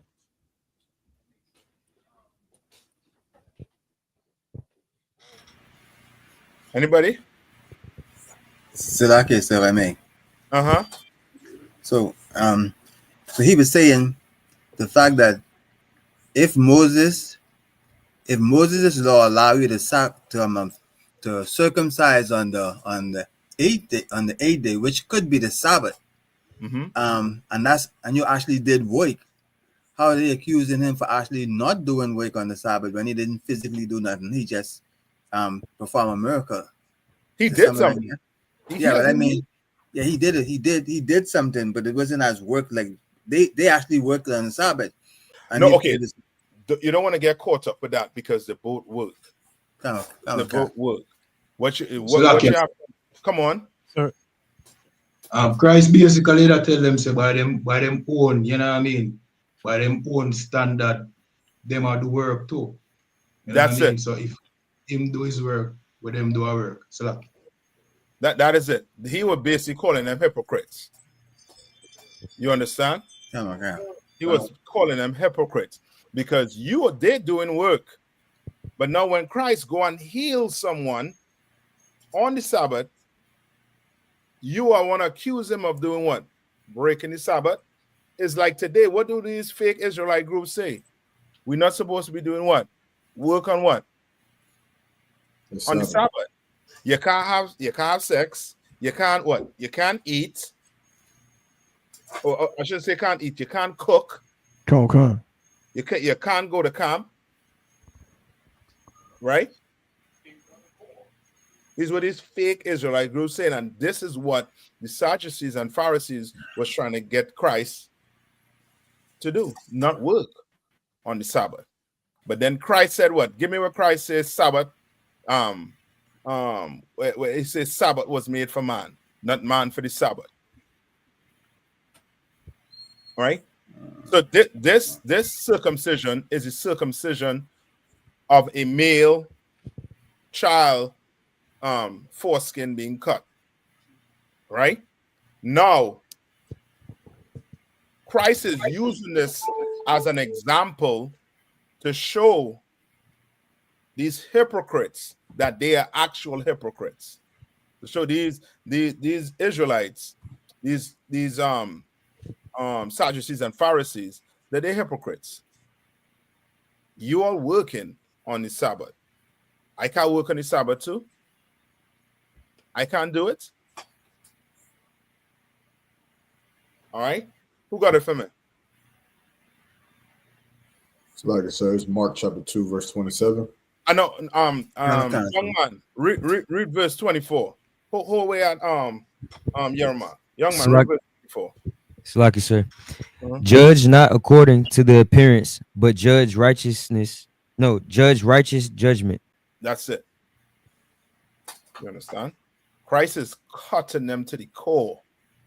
Like they want to judge Christ for doing what? For being righteous on the Sabbath. They want to judge him. Meaning what? They want to put him to death. Remember, there was always seeking to do what? To stone Christ. You understand? Just like the unalive Stephen. They were trying to do it. And they couldn't. Because Christ knew the law. And he understood it. He understands the spirit behind it. He understands it fully. And this is one of the laws that he understands fully. The Sabbath day. Now read. Select. Hold on, young man. I thought you were saying continue reading from 25, but no. Yeah, no. We're going to the other scripture now to show where Christ said what he said about the Sabbath. Come on. It's the book of Mark, chapter 2, verse 27. And he said unto them, the Sabbath was made for man. The Sabbath was what? Made for man. Read on. And not man for the Sabbath. Meaning what? Like I said, come on. This day of rest is for us. It's for us to rest. Meaning what? Do you have to rest? Do you have to lay out? Sir. No, you can do whatever you want on the Sabbath. Sabbath was made for who?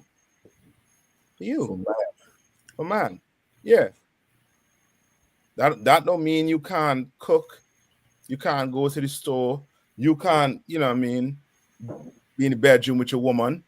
That don't mean that. Does not mean that. Right. Any more to that, Yermak? Well, sir. Okay, good. Anything else?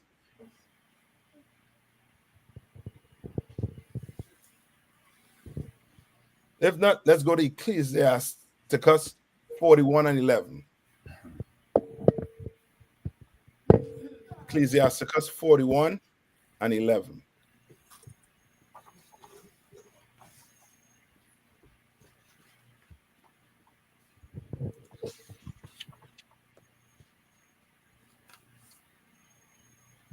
hold on. This is the book of Ecclesiastes, chapter 41, verse 11. The mourning of men is about their bodies, but an ill name of sinners shall be blotted. Right? What is that saying?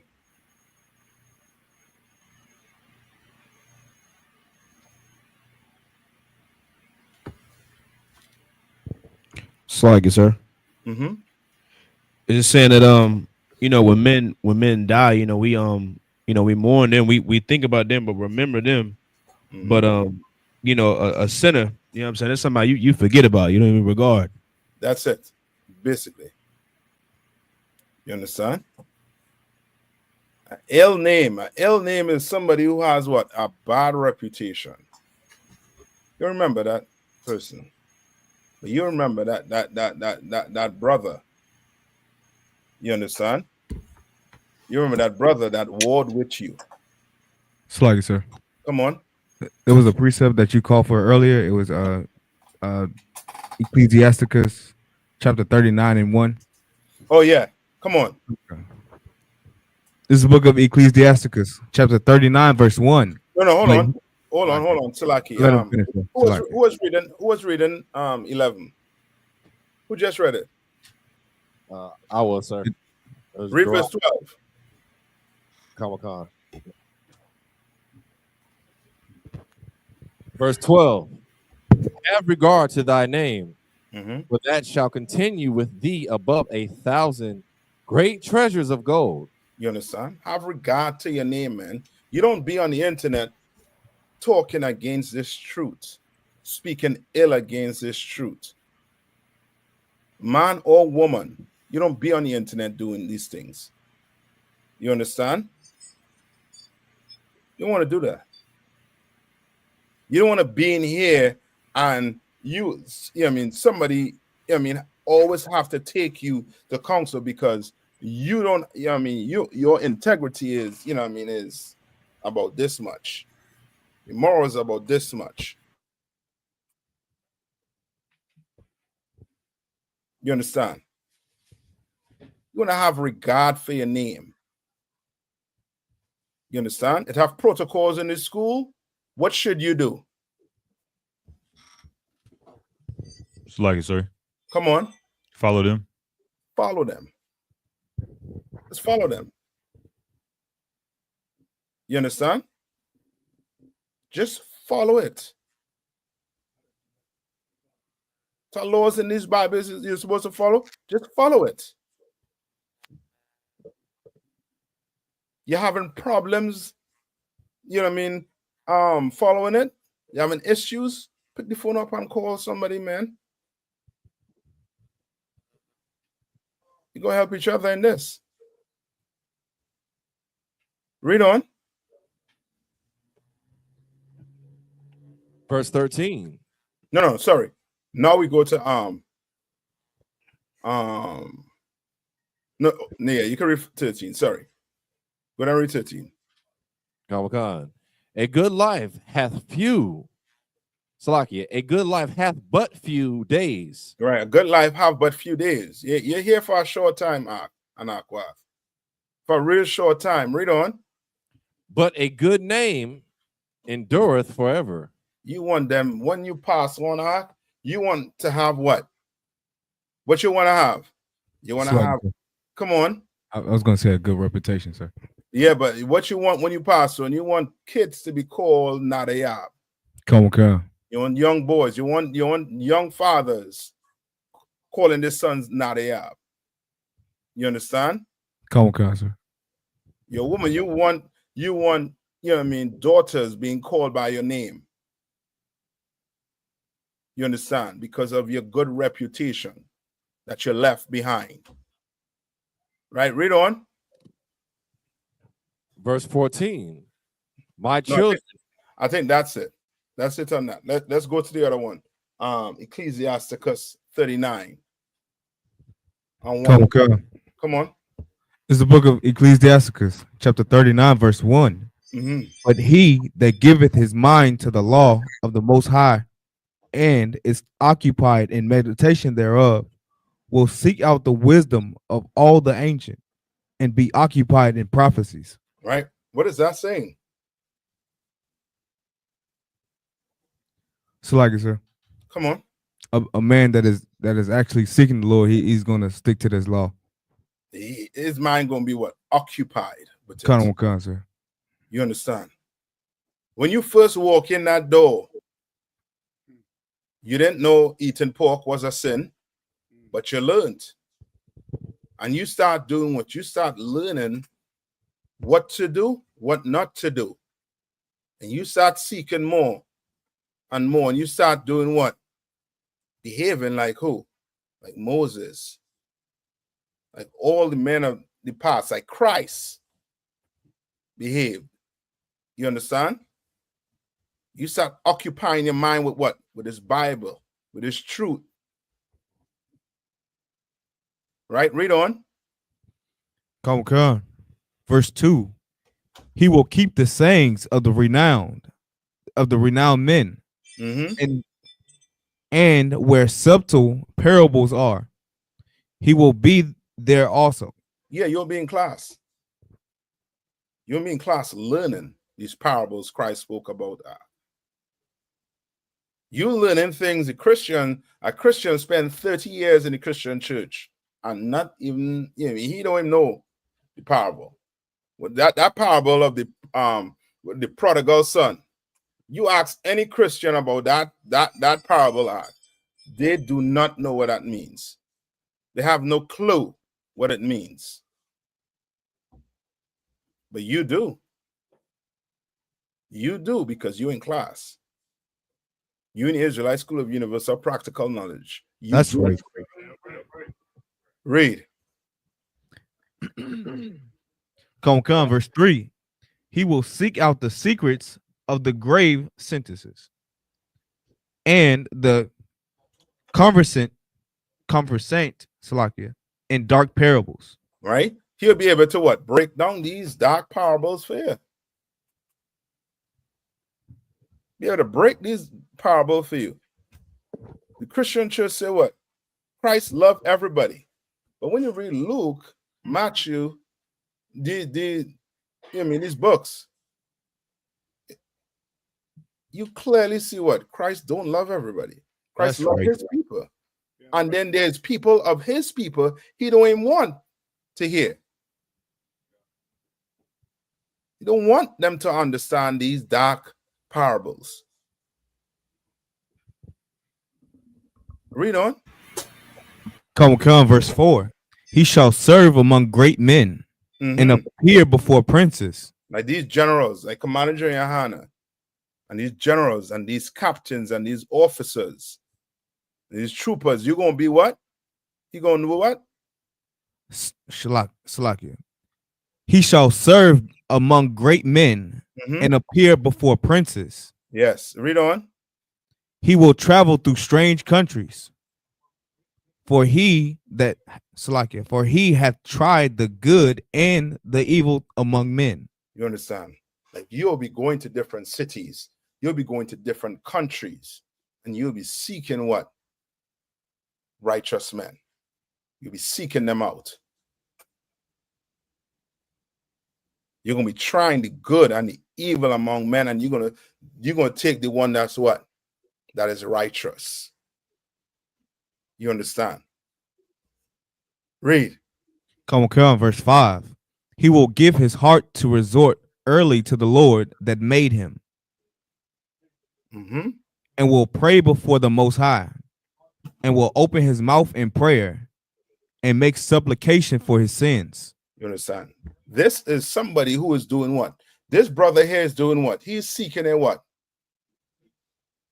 What is this brother seeking here? From verse 1. What is he seeking? Slack it, sir. Come on. Is it righteousness? Slack it, I say no. Slack it, come on. Sir. A good name, sir. Good reputation. That's it. I thought you was going to say that. Sir. What you was going to say?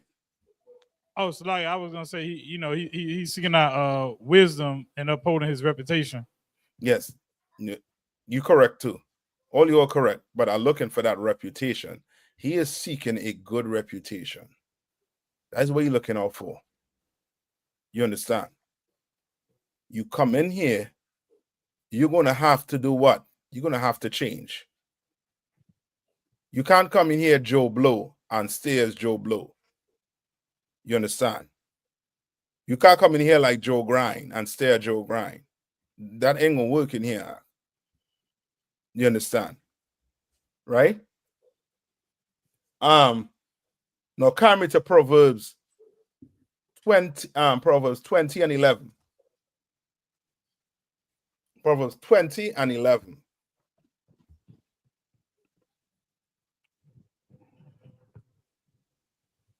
All right. Akashka. Come on, sir. This is the book of Proverbs, chapter 20 and verse 11. Even a child is known by his doing. Even a what? Even a child is known by his doing. Whether his work be pure, and whether it be right. Son, even down to a child, you will know a child by his what? By his doing. You understand? So we think the Lord gonna know you by. We think your brothers gonna know you by. You understand? All right? And whether it be pure, and what does it mean whether it be where his work be pure?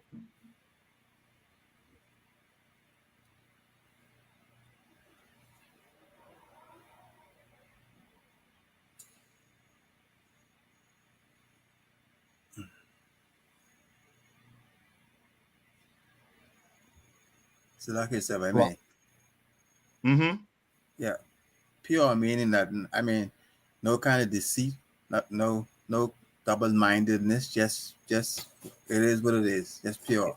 Yeah, good intentions. You doing this work because you want to do this work. Counsel. You're not doing this work because you want to be, you know what I mean, captain of 13,000. You're not doing this work because you want to, you know what I mean, you want to be over this brother. You're not just doing it. You're doing this work because you want the kingdom of heaven to come. You want Christ to come back, I should say. You're doing it. You're pure. There's no type of, you know what I mean, deceit in your work.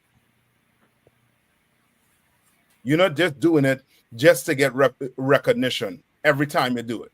You see, I did this. Cap and recognize me. He in SHIT. You like it, Malloy? Come on. But it's kind of go in correspondence with the lukewarm scriptures. Sort of. Because if it ain't pure, you know what I mean, you guarantee a lukewarm, right? Okay. Right? And whether it be what? Right. Come on. I'm ready to be right. You want to make sure. That's why we are saying don't what is how the saying go? Be sure. Make sure. Don't be sure. Make sure. Come. Yeah, that's it. You want to make sure you not, you know what I mean, you know what I mean, like 90, 80%. No, you want to be 100%. So pick the phone up and give up. You know what I mean? Call. Make that call. Don't hesitate. Go to Proverbs 3 and 3.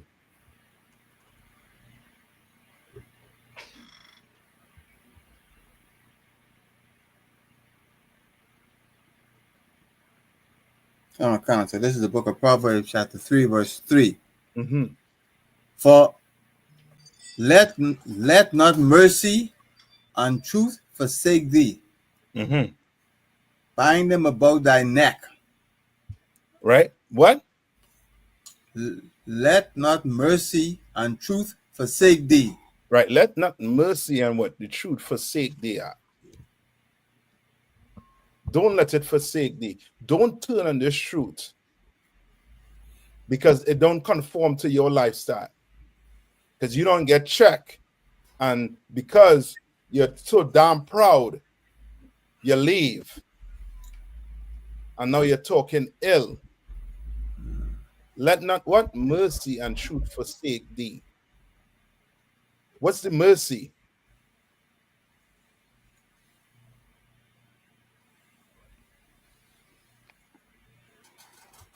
What's that mercy? Salakia, sir. Come on. Our life, sir. Give me a little more. Salakia, sir. Forgive me, brother. Forgiveness.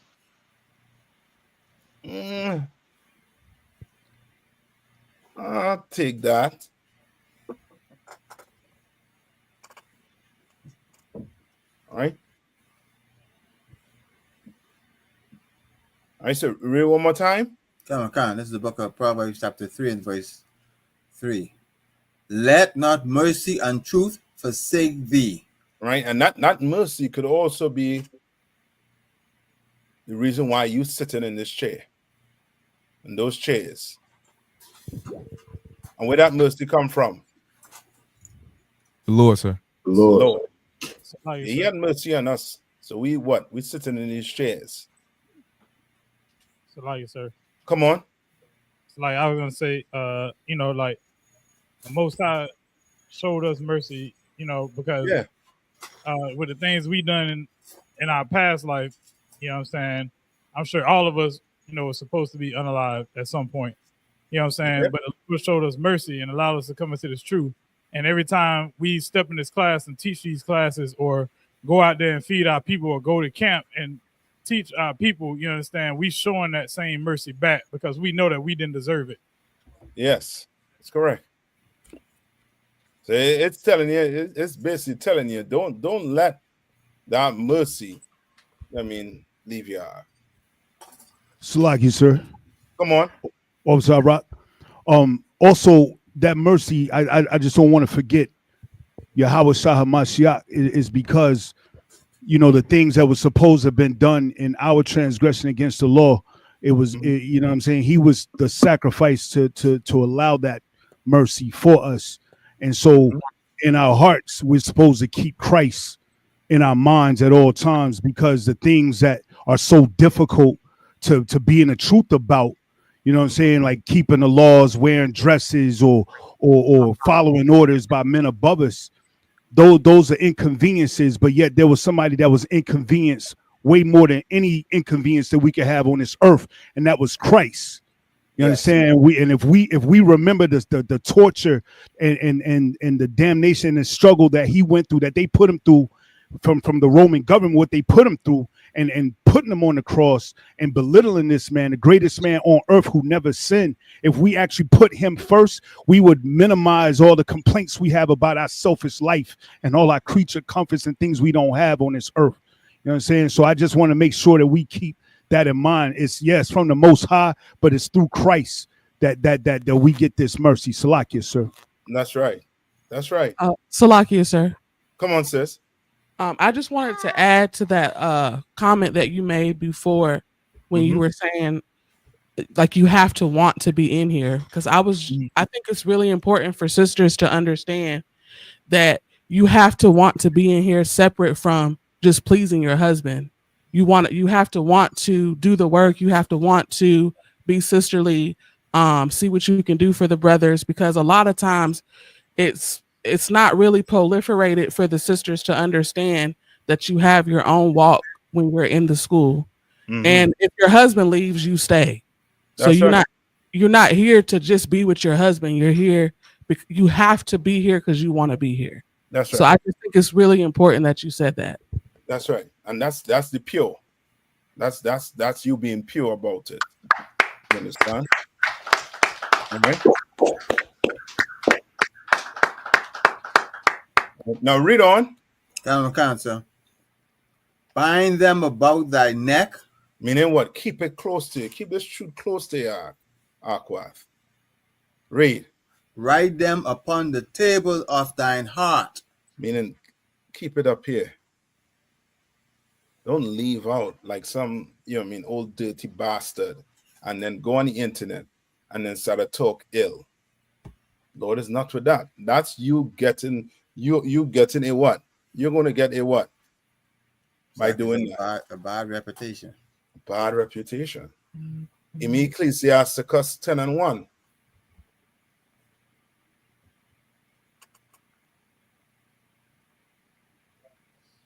Right? And read verse 4 Akashka and K1. Give me the Ecclesiasticus 10:1. Salaki said that's went to Ecclesiasticus.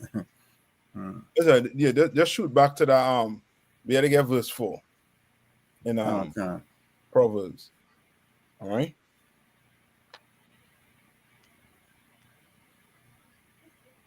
Salaki, sir, I said Ecclesiasticus 10:1. Yeah, Ecclesiasticus 10:1. Mm-hmm. This is the book of. Hold on. After this verse. This is the book of Proverbs, chapter 3 and verse 4. So shall thou find favor and good understanding in the sight of God and man. See what they say first, right? God, then man. You understand? Okay. If it was man, then God, then you would have been what? A man pleaser. You understand? You better, whatever you're doing in here, you better do it to please the Lord. You understand? You better do it to please the Lord. And guess what? You please the Lord, men gonna see. Men are going to see. Right? Now go to Ecclesiasticus, what I call 10:1. This is the book of Ecclesiasticus, chapter 10 and verse 1. A wise judge will instruct his people, and the government of a prudent man is well ordered. Yes. You understand? Like a wise judge will do it, instruct his people.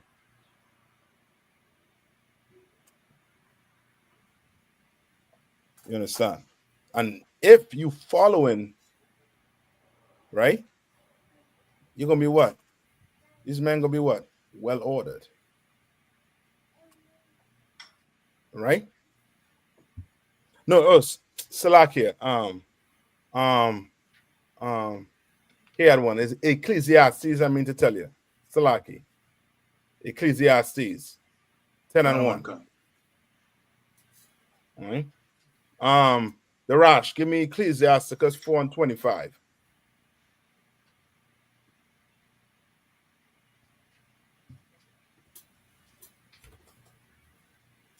Okay. You wanted the Ecclesiasticus first? No, hold on. Say, give it right there. Ecclesiastes 10:1. Okay. This is the book of Ecclesiastes 10 and verse 1. Dead flies cause the ointment of the apothecary to send forth a stinking savor. What does that mean? So, what does that mean?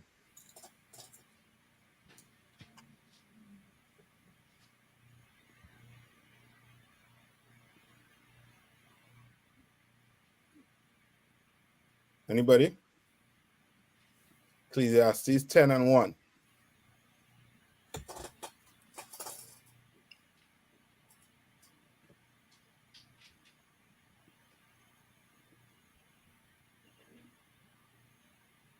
Want to look up that apothecary, and if I'm pronouncing it correct. Salaki, sir. Come on. Okay, so what is saying, is what I understand it to say, is that an apothecary is like a chemist, or he mix potions, and it's like if you have a good reputation and you do some wickedness, it's just like you spoiling the potion, you spoiling the product. That's correct. All right. It's going. Yeah, I mean, you might be making something. You know what I mean, that savor, but brother, you crack that bottle and it's smelling like, you know what I mean, like drain water. You know what I mean? or something disgusting, like a sewage. You understand? And this ointment supposed to go on your body. You're not putting that on anybody else. You're not smelling like, you know what I mean, like doo-doo. You understand? So, Right? like, Read so on. Come on. is it so the basic? So like, can you hear me? Yeah, I'm here. Oh no, so like, so I was saying, so is it pretty much saying that like even a small like a small act can ruin your reputation if it's bad. Yeah. It'd be small. Right? You know what I mean? But again, you know what I mean? Everything, you know what I mean, measured. You know what I mean? It could be small, you know what I mean? And it's still going to, you know what I mean? It's going to put a dent in it. You understand? And there's certain things, you know what I mean, you do in here. You know what I mean? You ain't getting that back just so, you know what I mean? You better wait until Christ return. You know what I mean? You got to wait until Christ return. You understand? You ain't coming back in here. You understand? So you better be watchful. You better, you know what I mean? You better stay focused. All right? Come on. Finish. Who reading Ecclesiastes 10:1? Finish it off. Can. So do it a little folly in him that is in reputation for wisdom and honor. You understand? You don't want that. You don't want that. You want to be that brother who has that you know what I mean, doing everything pure and right. That's what you want. Your brother offend you, what should you do?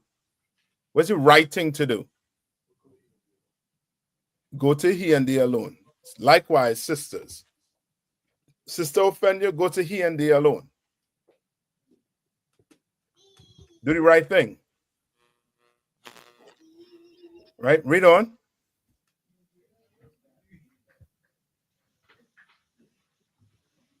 Can. Verse 2. A wise man's heart is as his right hand. But a fool's heart is his left.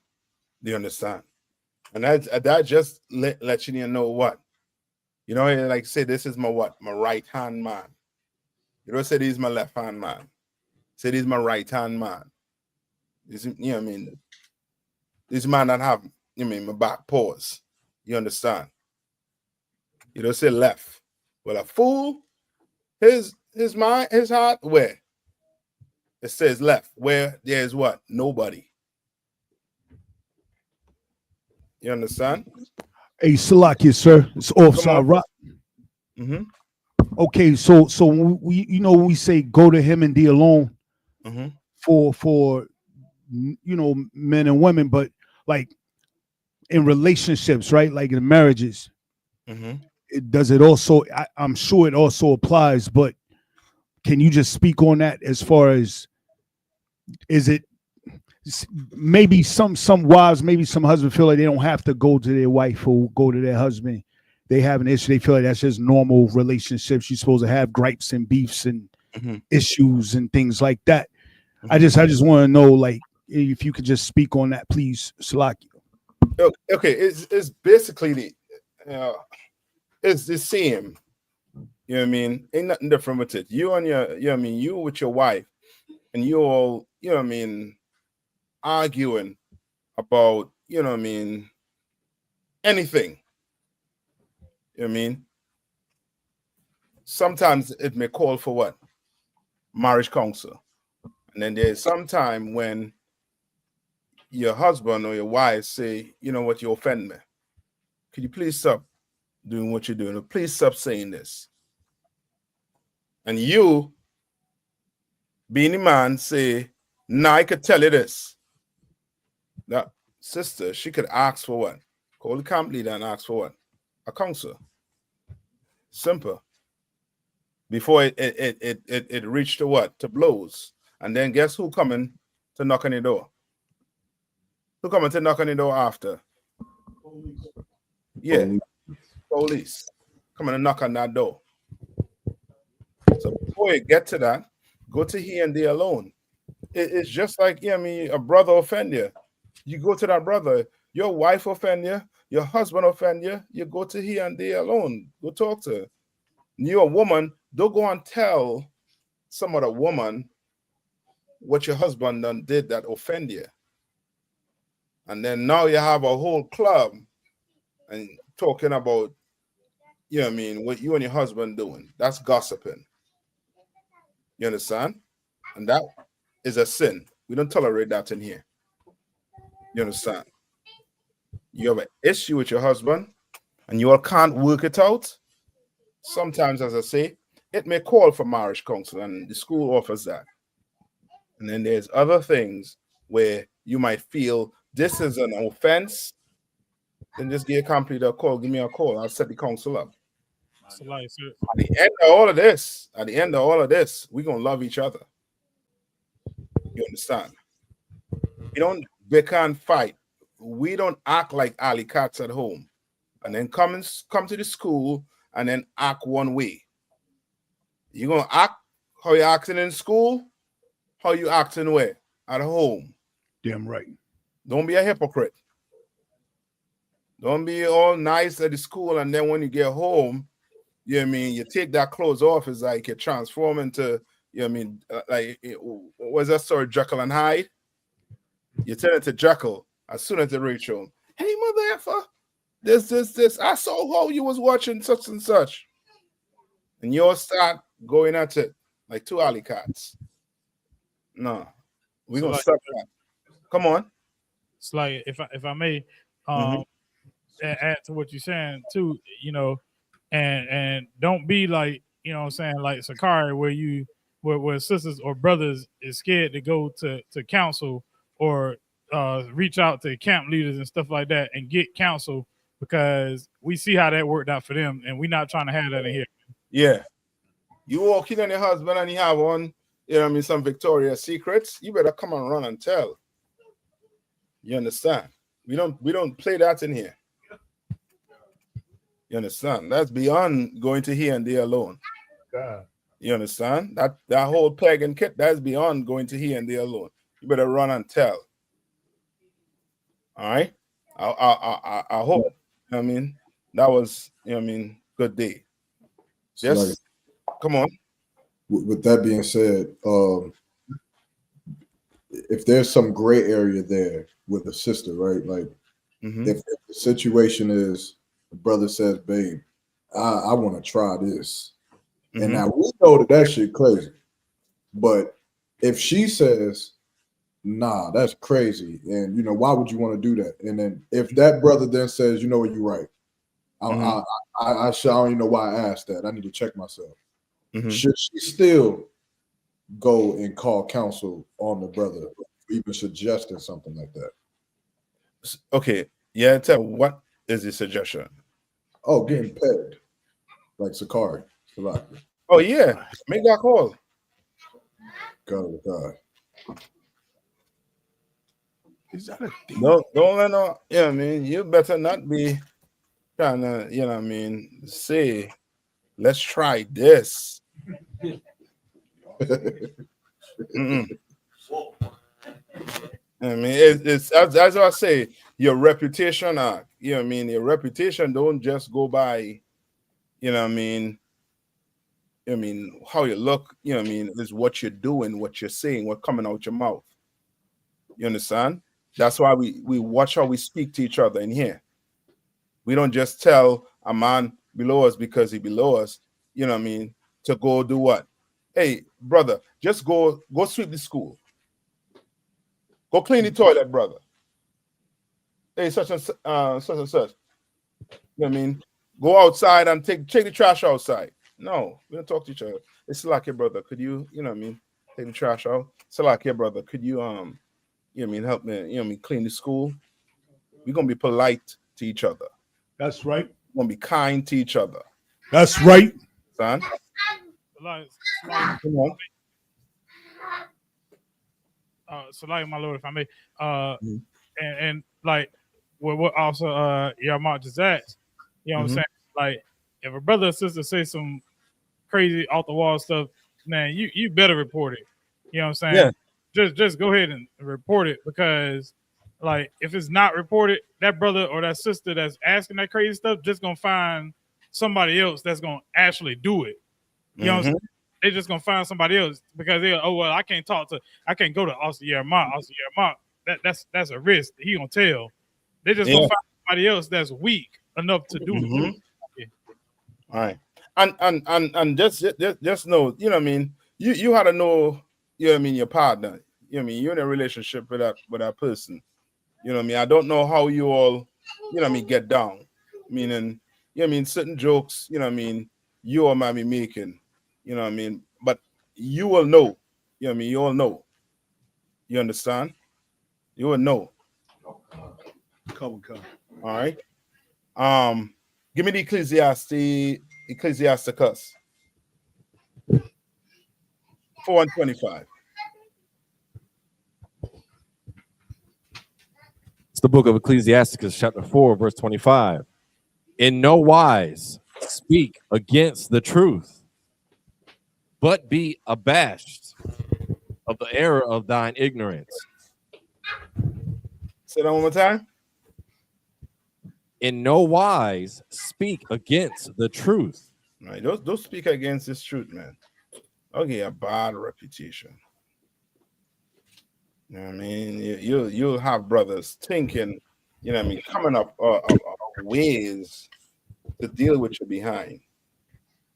You know what I mean? You don't want to do that. Salaki, sir. Come on. It seems that this precept, if it was actually adhered to, we would never have any fake Israelite groups ever. Say that one time. I said if this precept was actually adhered to, we would have never had any fake Israelite groups. Yeah. Ever. Like that could never happen if this was adhered to at all. Yeah, you're correct. You're correct. And that gives them a bad reputation. Read on. But be abashed of the error of thine ignorance. Be what? But be abashed of the error of thine ignorance. What does that mean? Salaki, sir, got the Merriam-Webster's definition of abashed. Mm-hmm. Made to feel uncomfortable, disconcerted, or embarrassed by something that has happened or been done or said. Yes. So what does that mean? Like, sir. Mm-hmm. To have some guilt. Yes. Be ashamed of your error. That's how you're going to fix it. Who did that? Who was ashamed of their error? At the end of everything. Salaki, sir, if I may. Come on. Judas.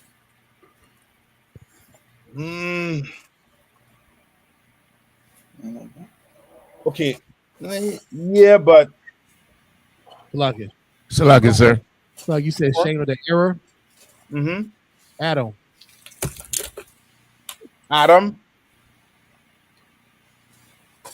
Okay. Salaki, sir. Uh-huh. What about Jonah? King David. Yeah, Jonah. I'll take that. But I'm also looking for Job. Job said what? I abhorred myself. You understand? Like you have to go there. You're gonna have to realize your error. You can't now, you know what I mean, leave the school and then speak evil of the school. Did the school tell you to go commit a sin? Did the school force you to commit a sin? No, you went and commit the sin. You went and commit the act. An act the school speak against. You understand?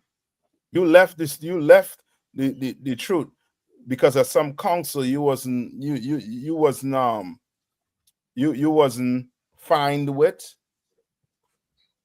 because you thought somebody was unjust. Somebody treated you unjust. No, you should be ashamed of what you did and make it right. You understand? And make it right. Read on. So, like, sir, Come on. if I may, so like, if I may, you know what I'm saying, I was ashamed of who I was. You know what I'm saying? And that's what made me hear this truth. You understand? And put on all black and come to camp and have no excuses not to come to camp or go to class. Yeah. We'll have to do it. All right. Read on. Verse 26.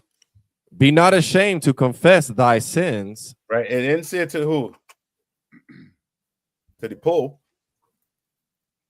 All right. For them priests. You understand? You do a brother error. You ain't no shame in what? Confessing to him. Read on. Enforce not the course of the river. Right. Meaning you can't, okay, when you force the course of a river, what are you doing?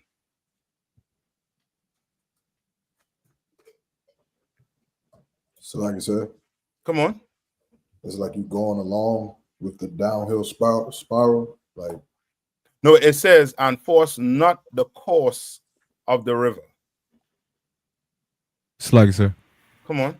Is it saying like don't fester with the sin, like don't let it sit to build up like a basically animosity, sir? So like it, sir. Come on. Just don't force the course of the river.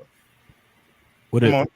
Would it be like, you know, like the whole point of this is to like is it saying like basically like this what's supposed to happen? This is the only way for you to change and to get better. Like the course of the river is the correction, the molding, you growing to be better. That's the way the river going. And you trying to go against the grain by, you know, fighting against that. Yes. Is that what you're saying, Nayathaq? Come on, sir. Yes. You don't want to do that. There's one way in. One way. You have to stay in here.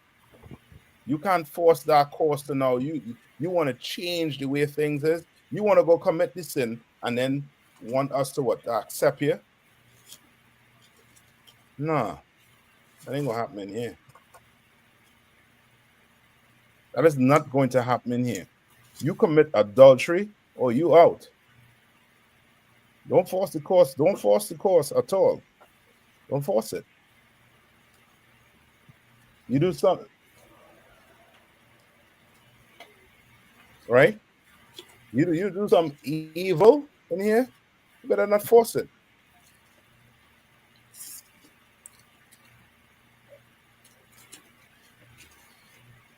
All right, come on. Read on. Verse 27. Make not thyself an underling to a foolish man. What does that mean? What's an underling? so like, sir, Come on. you about to be sitting in UPK games classes. I ain't gonna call no names, but you know what I mean. But that's about it. You don't mean an underling. What's an underling? Slug, sir. A student, a servant, sir.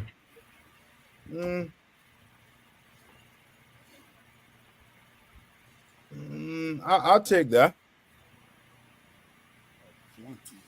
Right? To who? To a what? What type of man?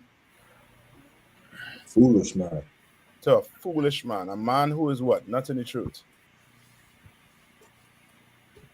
You know what I mean? Now you're looking at Alex Jones and you getting precept from Alex Jones. You're a fool. You watching IUIC classes and getting precept. You are a fool. You a dummy. Read on. Neither accept the person of the mighty. What does that mean?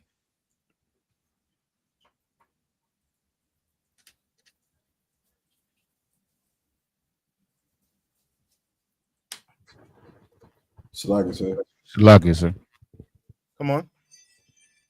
This pretty much saying like you don't want to be under the fool, but you also don't want to follow a person just because he looks strong.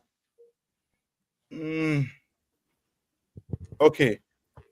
Like who do men follow? Come on. Men? Who do men follow? Yeah. Like in the world? Yeah. Who everyone else is following. The rich. That's it, Yanazar. The rich. You understand? The rich.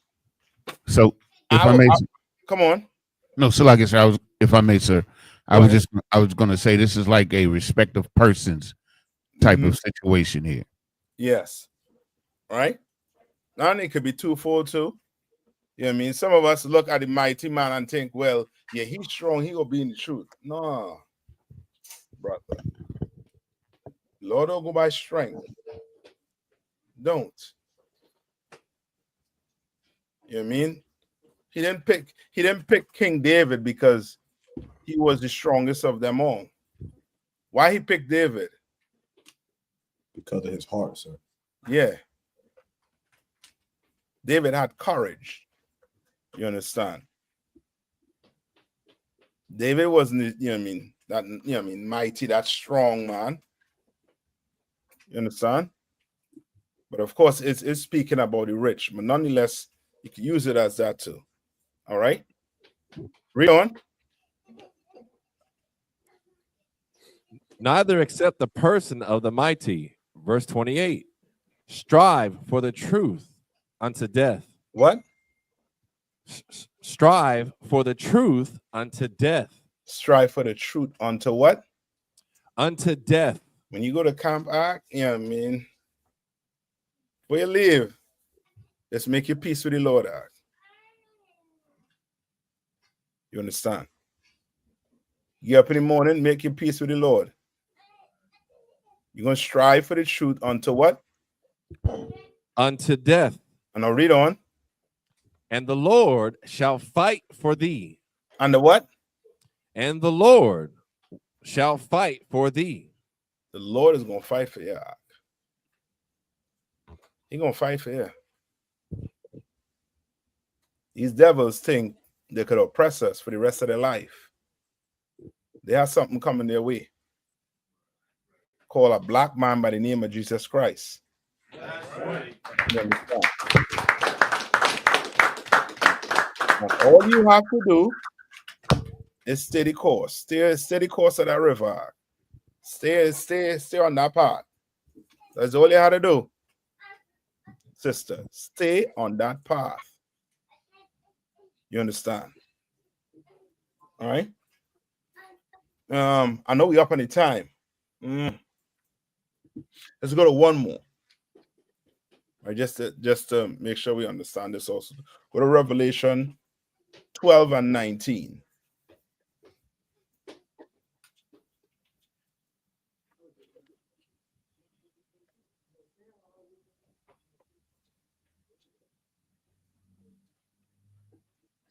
All right. So come on. Revelation 12 and 19. So I don't believe there's a 12 and 19, so lock it. Revelation? Unless I'm saying something wrong. Then it could be me. Give me where it said what is? And he had a name that no man knew.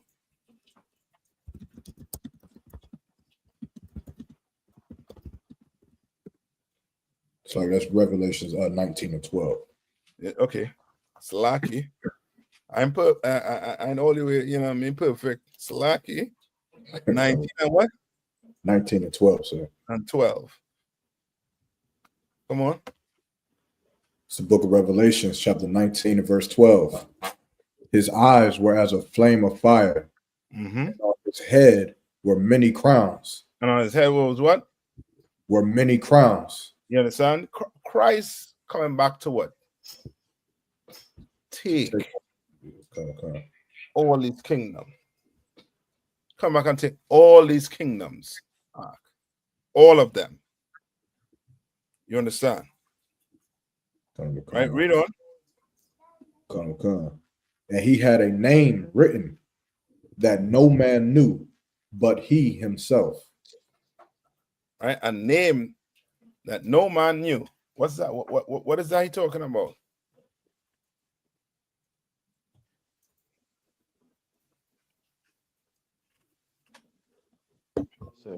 Salaki, sir.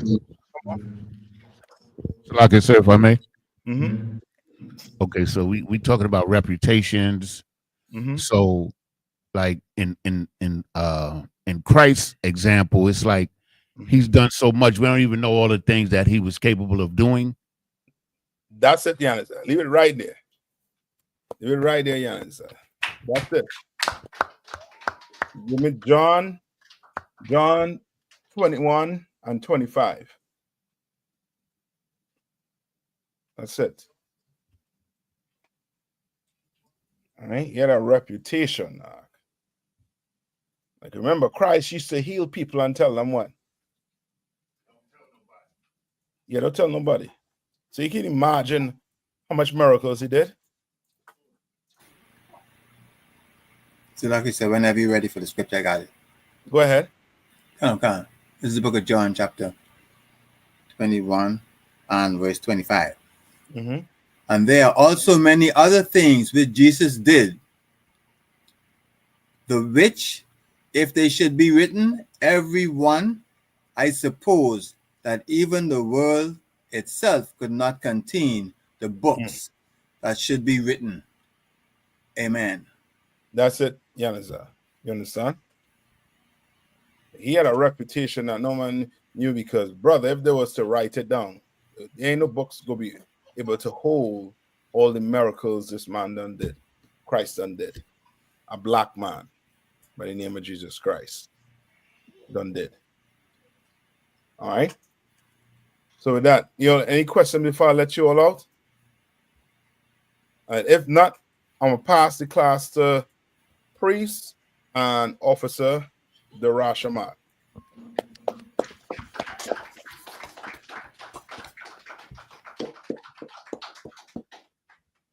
Men of Israel, Amajim. Men of Israel are going to render one courteous salute to Captain of 13,000, Nayathaq. Amadim Shabbat. Amajim. Barak.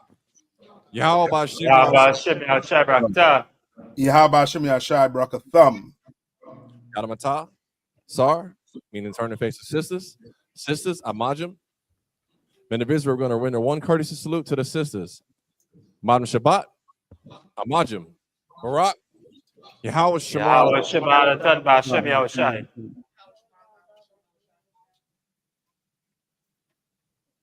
Yadamata means hands down. I.S.U.P.K security announcements. We are at I.S.U.P.K, started out of 1 West, 125th Street, Harlem, New York.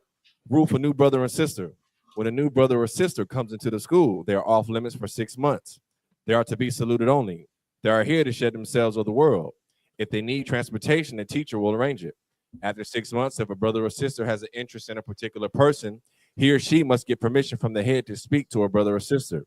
There's another 6 months in which the brother and sister will court each other. After this 6-month period, the brother and sister will get permission from the head to marry. Tithes, which is a commandment. Numbers chapter 18, verse 21. Malachi chapter 3, verses 8 through 10.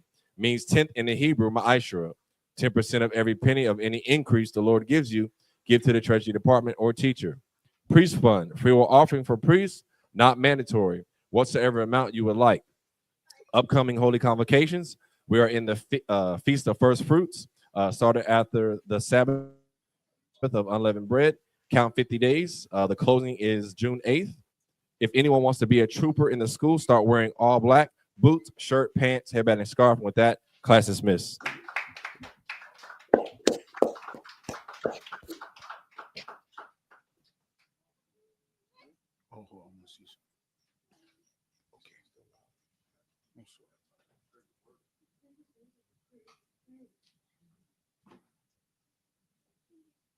Do it again. I'll do it here. This one or this one?